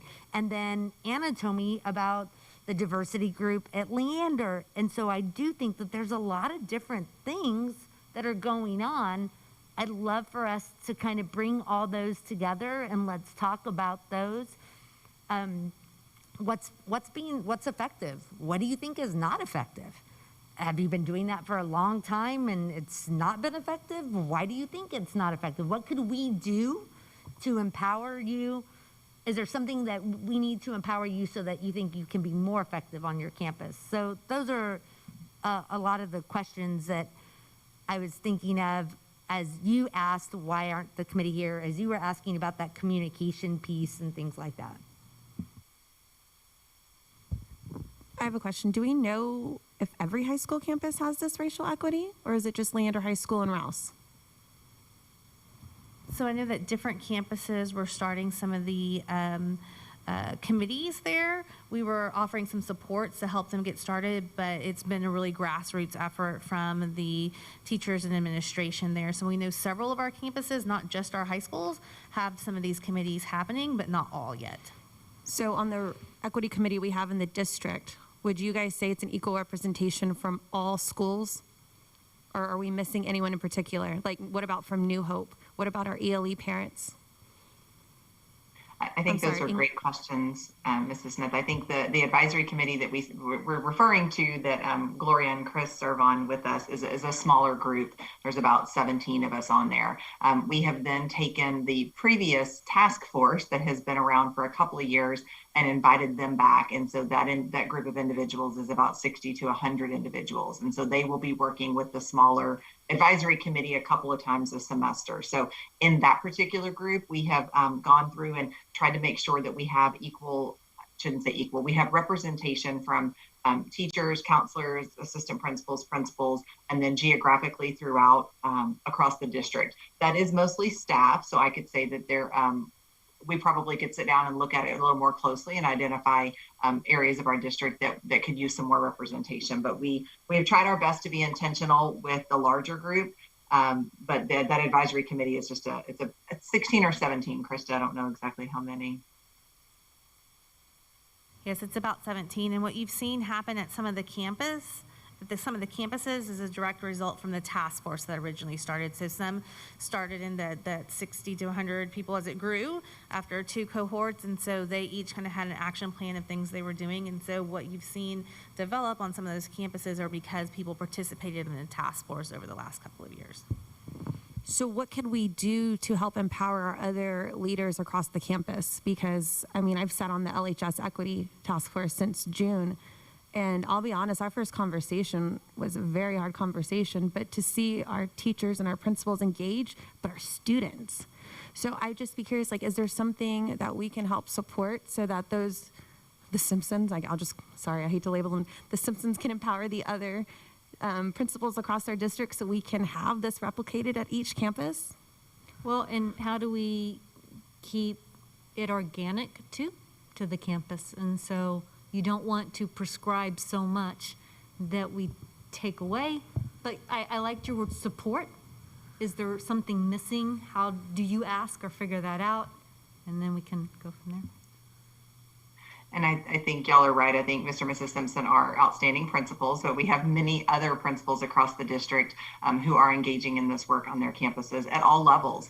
We have many elementary principals who are using age-appropriate conversations to build in through leadership activities. And so they're working with student leaders to start these conversations. And many of our middle school and other high school campuses are also engaging in this. So I just don't have a comprehensive list right now. But like Mrs. Bodie said, I think our goal this year was to let it kind of naturally happen. And Krista and I led a couple of sessions this summer in our leadership retreat where we sat down with campus leaders and said, So you want to start an equity committee on your campus, where do you start? And we had many, many different leaders come in and say, I don't even know where to start. And what we've encouraged them is look at their individual campus and start where they are. So I think that's why you see some campuses maybe a little further ahead than others. We've as a district, have supported each one of them where they are individually. And I think that's what we would continue to do. And I think knowing that the board is having this conversation right now, our principals are at home listening, or they'll be watching this later and they're hearing that from you, Mrs. Smith. And so I think that's probably the best support you can give them right now, is to let them continue to do the work on their campuses. So I've been thinking about this a little bit in terms of what's my role as a trustee, what's our role as a board versus what's our superintendent's role and what's the administration's role under his direction. I think for me, the things that I would like to see to help us structure and organize this and help to speed adoption of tactics and speed decision-making and action is the following. I think at the board level, my job is to ask for this kind of information that I'm about to describe, and then to empower the superintendent to go and take action. The kind of information that I think I need as a board member, I've framed this way. First, the problem statement or statements, right? What's wrong? What's broken? What are we trying to fix? What's the issue? And there are probably several around this topic, right? But I would encourage you to think about those in a specific and a detailed way. We have limited resources. We can't solve everything, but what are the 2 or 3 or 4 things that we think are critically essential, specific problem statements that we want to address, right? So that's number 1. 2 is, what is our data-based or evidence-based theory of that problem? Why is that problem occurring? What do we know about it? How do we describe it? Why is it happening? 3rd, what's our desired state? What are the measurables or the evidence of achievement or progress that we'll be looking for down the road to validate our work against this problem? And then 4th, what's the plan for change? Given the statement of the problem, the theory of why it's occurring, what we're going to measure or how we're going to track improvement or progress, what's the plan, what's the timelines, when will we report back? From a board level perspective, that's the information I need to say, this is lovely, get to work. I mean, training and all of this to get us all on the same page and speaking the same language is all nice, but we don't have to do that before we begin this formal activity, right? I think if we continue to go too far down that path before we start taking action, we're going to lose a lot of time, and there's no need to do that. There are some things that I think we can do now. They may be limited, but they're things we can do today that we already know we can address. So I would recommend we start there. I hear lots of recommendations from board members and from members of the community about what we should do, the actions we should take. I feel like we're putting the cart in front of the horse. Let's start with what the problem is, and then let's talk about what we need to do to address the problem. If it's some of those things that have been suggested, great. If it's not, maybe they wait. I don't know, because it's not my job as a board member to write the plan. It's my job to empower you to do the things that you know we need to do to improve our system. So, questions or thoughts about that direction? So would adopting a racial social equity statement as a board policy like a LEAF ISD, would that be an option? Because I mean, that's starting at the top, it's setting a stage, it's giving us a direction as a board where to go. I don't know that I have an objection to policy being part of this conversation, but I don't know that we need to wait for policy to write a problem statement and start taking action, right? I don't want to overcomplicate it. We can't do everything, but let's do the things we can do now. I will say that serving on the task force for the last 2 years, what our administration, what I've heard from administration, what I've heard from teachers there, is they need to, they want that policy, and because they said that policy tells them there's explicit commitment from this board to support their efforts, and that they haven't felt like that was always there before in regards to diversity and equity. So I agree that we need to take action, and maybe that training can happen, but there's a lot of other things that can happen alongside that training. So I completely agree that we need to take action and not wait. And so, and I'm not sure, Madam President, if, I know we're not voting on anything this evening, but would like to charge that task force to bring us a draft of an equity policy for us to talk about, and I'd like to put that on the agenda for us to look at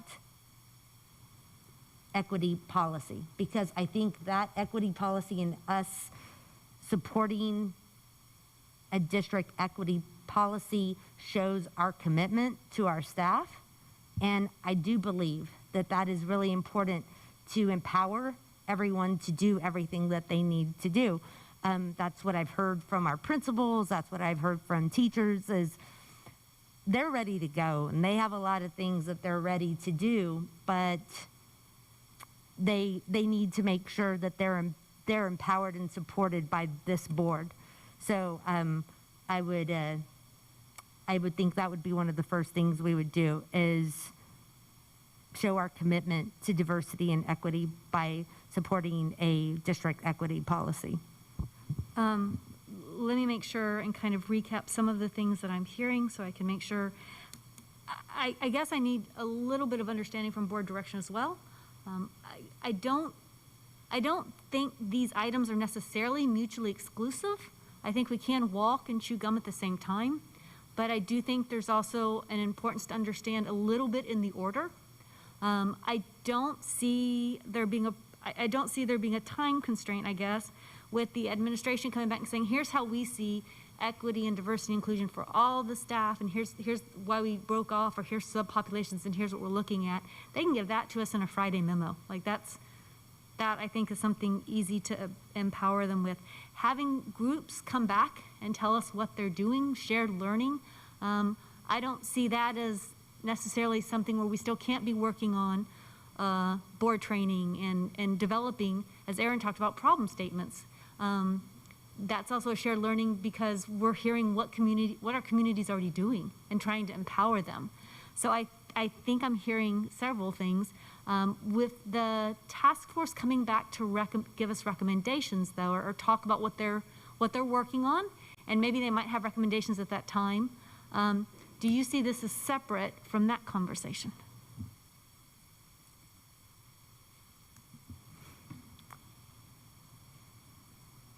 That's a good question. There's a lot. I know what my subcommittee has been working on in a lot more depth than I do the other subcommittees. So I do think the first thing I would like is for all of those subcommittees to come back and share, because then I might be only pushing or advocating for what my subcommittee is working on, and that's the subcommittee that I'm on is the policy committee. And I know that there's a lot of other wonderful work happening in all those other committees. So perhaps it could be an item on the agenda where the task force comes to us, shares what they've been doing, and any recommendations they have, whether that is a draft of a district equity policy, whether it's a draft of a district equity officer or office, whether that's a draft of a digital presence, whatever it be, all those different subcommittees can bring to us and share that information with us.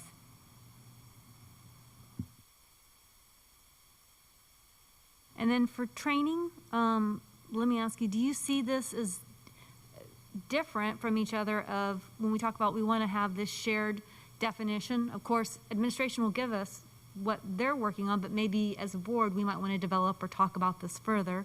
I think we could do that in a training. I also think the discussions on the problem or root cause analysis and how we want to go and solve could also happen in a training. Am I misunderstanding what we could do in a training, or is there something else you think we could do in a training?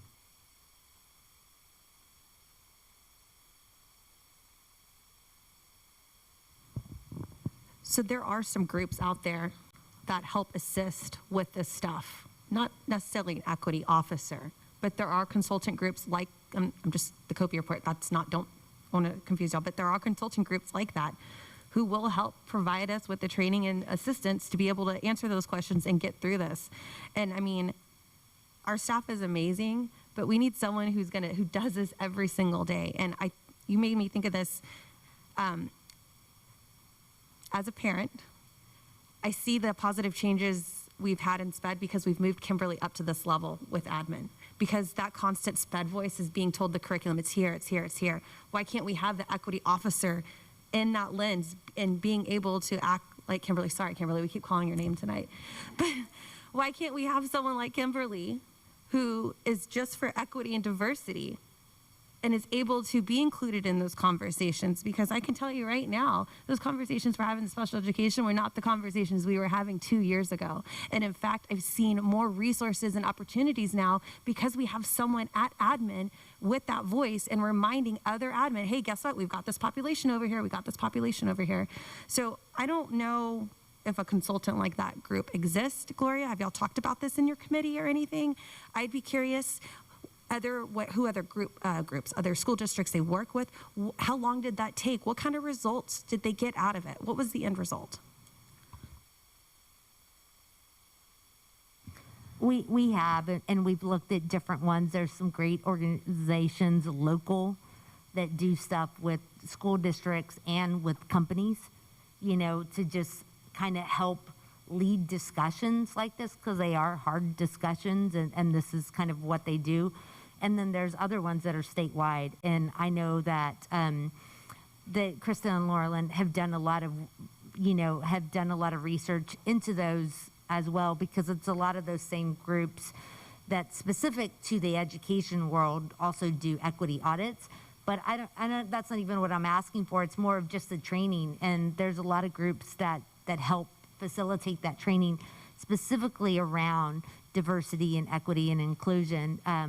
That would be fabulous, of just helping us understand, when I say this, this is what I'm talking about. When you say this, this is what you mean. And we may not agree, but at least we'll have a better understanding of what you're thinking when you say this and what I'm thinking when I say this. Do you mind just like giving me some of those? Because, I got to know everything. I kind of want to go down that rabbit hole and just see what they've done, if that's okay. Just give me some of those names just to look, if y'all are okay with that. Maybe we can put something in a Friday memo from the Equity Task Force, and that way it disperses it. All right, so I hear an agenda item hearing from the Diversity Committee. And I've also heard, I can't decide if this is an agenda item or something in training, where we talk about kind of the shared learning about what's happening across the district. And I don't know if that's in training, an agenda item, a Friday memo, or a little bit of all of the above. I guess it's your pick right now, because I'm not hearing strong opinion one way or another from the board. I think that we might be able to collect some of that data and give it to you in a Friday memo. And then if there's more that you might want to hear from, we might be able to then take the next step from there. But maybe we start there with the Friday memo and update you. I do want to say, I want to make sure we make space for everyone to be able to contribute to some next steps as well, or at least ideas for either almost immediate or future. Ms. Grimes, I just want to make sure that you had space to be able to add to the conversation should you have some ideas.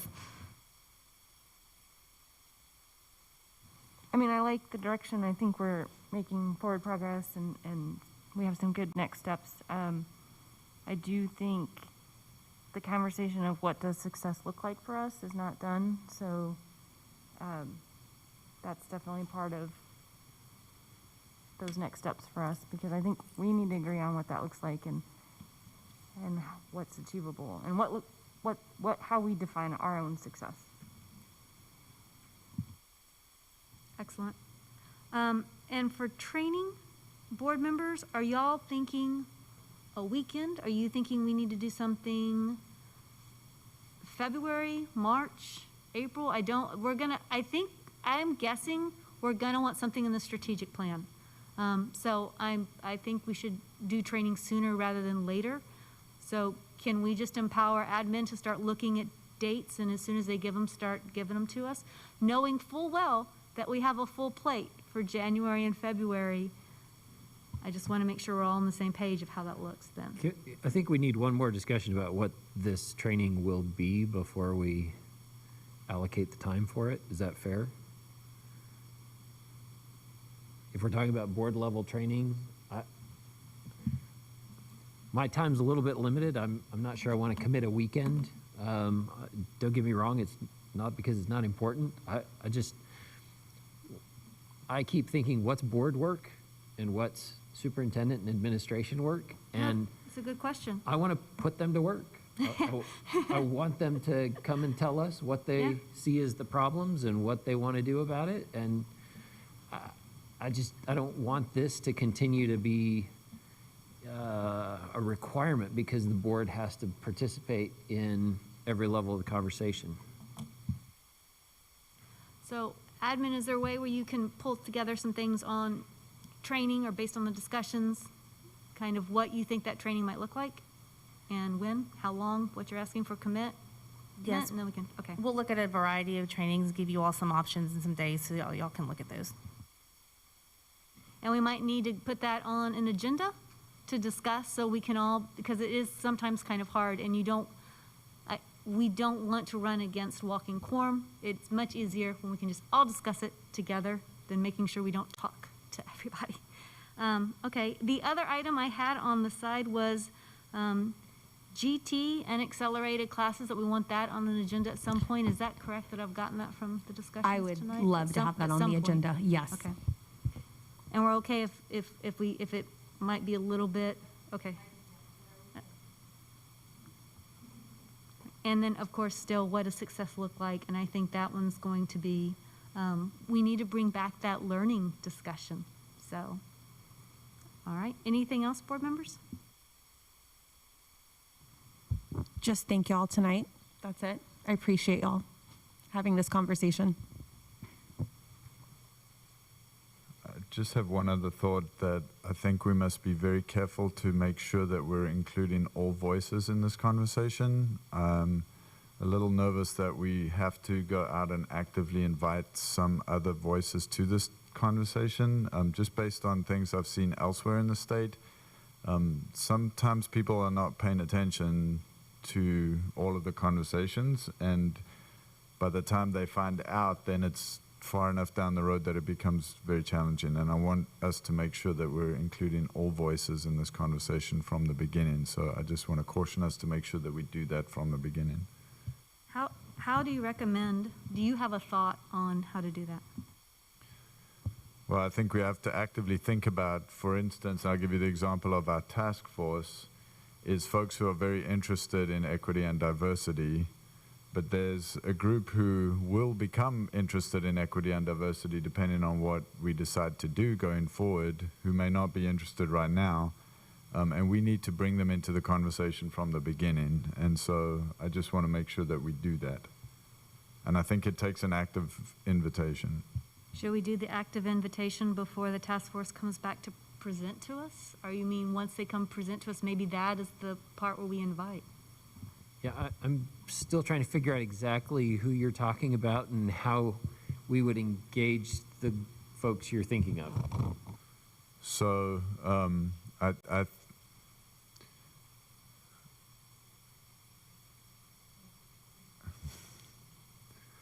choose my words carefully. So we've heard a lot from our Black families, we've heard a lot from our Hispanic families, but we haven't heard a lot from, say, our white Christian families. And I want to be sure that we are listening to all of our voices, because they may not necessarily feel the need to be involved in this conversation at this time. But there may come a time when they do want to be involved in the conversation. If we don't have them in from the beginning, I fear that we run the risk of not meeting their needs through this whole process. And so I want to be sure that we meet everybody's needs in this process and not just some. Can I ask, how did we pick the committee members that sit on the committee now? So for the advisory committee in-house, we wanted to have representations from teachers and administrators, as well from community members. We had board members bring in or ask for certain committee members to join. So we asked for some representation and feedback from board members, and that's how we had some of them join the board, the committee. So what I'm hearing Dr. Gearing say is that we need these listening sessions that my little subcommittee on the task force discussed, was having these listening sessions and having them scheduled similarly to what we've done recently with our representatives and other things, that's where we can get voices heard. And I think that that's important. Yeah, I think that's right. I think another example is, you know, there's an Asian column on this data sheet that we have not mentioned at all. And we haven't mentioned them because it's green on that column. But for example, if you look at students with an IEP, 6% is the number in the Asian column. And that's in green because that's a low number, but that doesn't mean that there are not Asian children who either have an IEP and shouldn't have one, or don't have an IEP and should have one. And I think we need to pay attention to that too, and we need to make sure that we're listening to their voice too. Because if you look down that column, if you see there's a red box down there that we never talked about in the athletic column for Asian students. Well, why is that? And is that something that we should address? Well, I don't know, but I think we should at least ask the question. if we're going to go there, let's also look at female with 29% enrolled in PACE Math. How are we reaching our female students in STEM courses? So I do think you, again, this goes back to we want to make sure we're reaching our populations. You're right. There's more questions here. Right, and that's where I think when Ms. Maurer was talking about listening sessions, we have opportunities for people to come and share. And so when we talk about data, this only tells part of it, and it doesn't let us dig down to the individual. When you open up possibilities like that, you allow individuals to come in and you gather some of that information as well. So something to think about as we maybe want to, as we move forward in order to get some of that information. Because that's going to come through of maybe what's keeping them. It's from some of their stories as well, and having an understanding from that end. I think in part, that's some of the purpose behind my recommendation of the problem statements, the theory of the problem, and so on, right? Is you make concrete some specific initiatives that we're going to undertake, because we can't address every cell in this sheet that's of interest or of concern to us. So prioritize. Where are we going to start? Let's pick the ones that matter most. And it's not just this sheet, right? This is just access. There's also the student outcomes that we've talked about previously. There are those cells. What do we want to focus on there? And that's why I say I think we need to be the biggest hurdle here, the hardest thing to do is to say no to a bunch of other worthy things and say yes to a handful of things that we think have the most power to affect student experience. And so what are those? Let's identify those 3 or 4 things and go. I think we have to be articulate about that. I think doing that will also help facilitate some of what you're referencing, Dr. Gearing, in terms of who has an interest in those things, who's going to come to the conversation for those things. Right now, when we talk about this broad subject, right, we've got SPED, we've got LGBTQIA+, we've got Black and Hispanic, we're basically anybody in our system who feels they have a special characteristic is affected by this, but some of our cultural things will affect all of them, but a lot of what we're talking about isn't going to affect every one of those populations. So what exactly are we focused on? What are we trying to do? But when I think about our questions on like deeper learning and some of the things like student portfolio, I think we're focusing on those big picture 2 or 3 things. And we're empowering Dr. Gehring to kind of take that direction, bring us what community-based accountability looks like, how do we do deeper learning or mastery. I see that as kind of for this large population. But I also see administration kind of working on certain subpopulations as well. Again, that's why I'd like to see your definition. So I have better vocabulary because I don't even know how to speak to it. But I do think there's both, I think, that our district's doing. So it's interesting what you proposed is 2 or 3. Still, though, how do we empower or support administration on all the other good work they're doing? So I'm glad you said that. You kind of set me up good for when I get to come back and talk deeper learning with y'all in the future. So I'm really excited about that one as well. I think you're right, though. Remember, we started this out talking about how this was one piece in our bigger picture of our strategic planning, because it's an important piece to make sure that we're looking through and have a lens of equity as we move forward. And as we continue to have some of these learnings, you're going to see this lens come back through those conversations. And so we're going to have opportunities to explore this a lot more. I think we have our list of next steps, I feel like, that we can take here in the near future, in addition to some of the other things that you're going to be getting just naturally in the process of planning that strategic plan. And so I'm really excited about that. And you've all contributed to today's conversation, which I'm very thankful for. This is not an easy conversation. We all come, again, with different lenses and different expectations and just not even sure how we might even engage in it or what might be said. And so I just want to say thank you for allowing yourselves to be vulnerable as you are advocates for the students in our district, because that's very important. And that's going to be important as we continue these conversations. And so from my end over here as a facilitator, right, this is the beginning of the work clearly, right? And really, I say the work's been going on quite a bit. This is where we're starting as a whole group together to continue to move that work forward, right? And so just thank you for the time to be able to come here and then for the participation that you had. So I really appreciate that.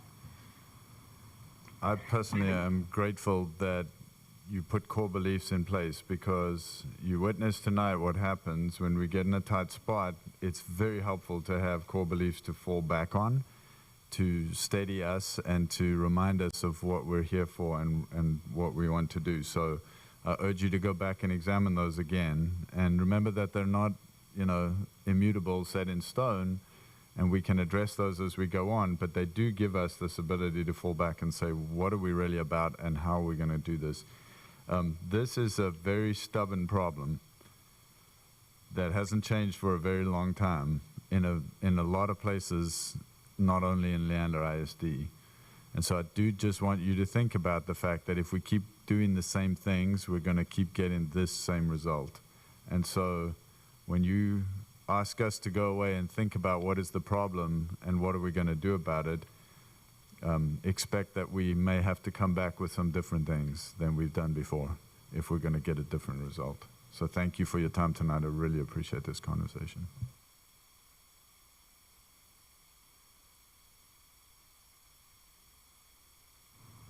I think that's all we have on our agenda. So again, just appreciate you all.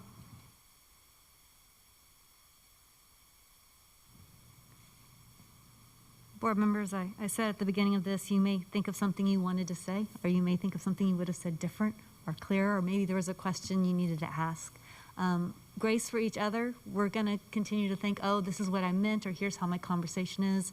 And if you have questions, please continue to reach out to Krista or Laura Lynn. Thank y'all so much for engaging in discussion tonight in a lively, robust dialogue. I think, we do have some direction, and I think that's all, I think that's a result of all the conversations, and I think y'all should feel empowered at least that we want to keep going and figuring out next steps. So thank y'all so much. All right. I'm getting the nods. So if there's no other objection, we will adjourn for the evening. Thank you, board members.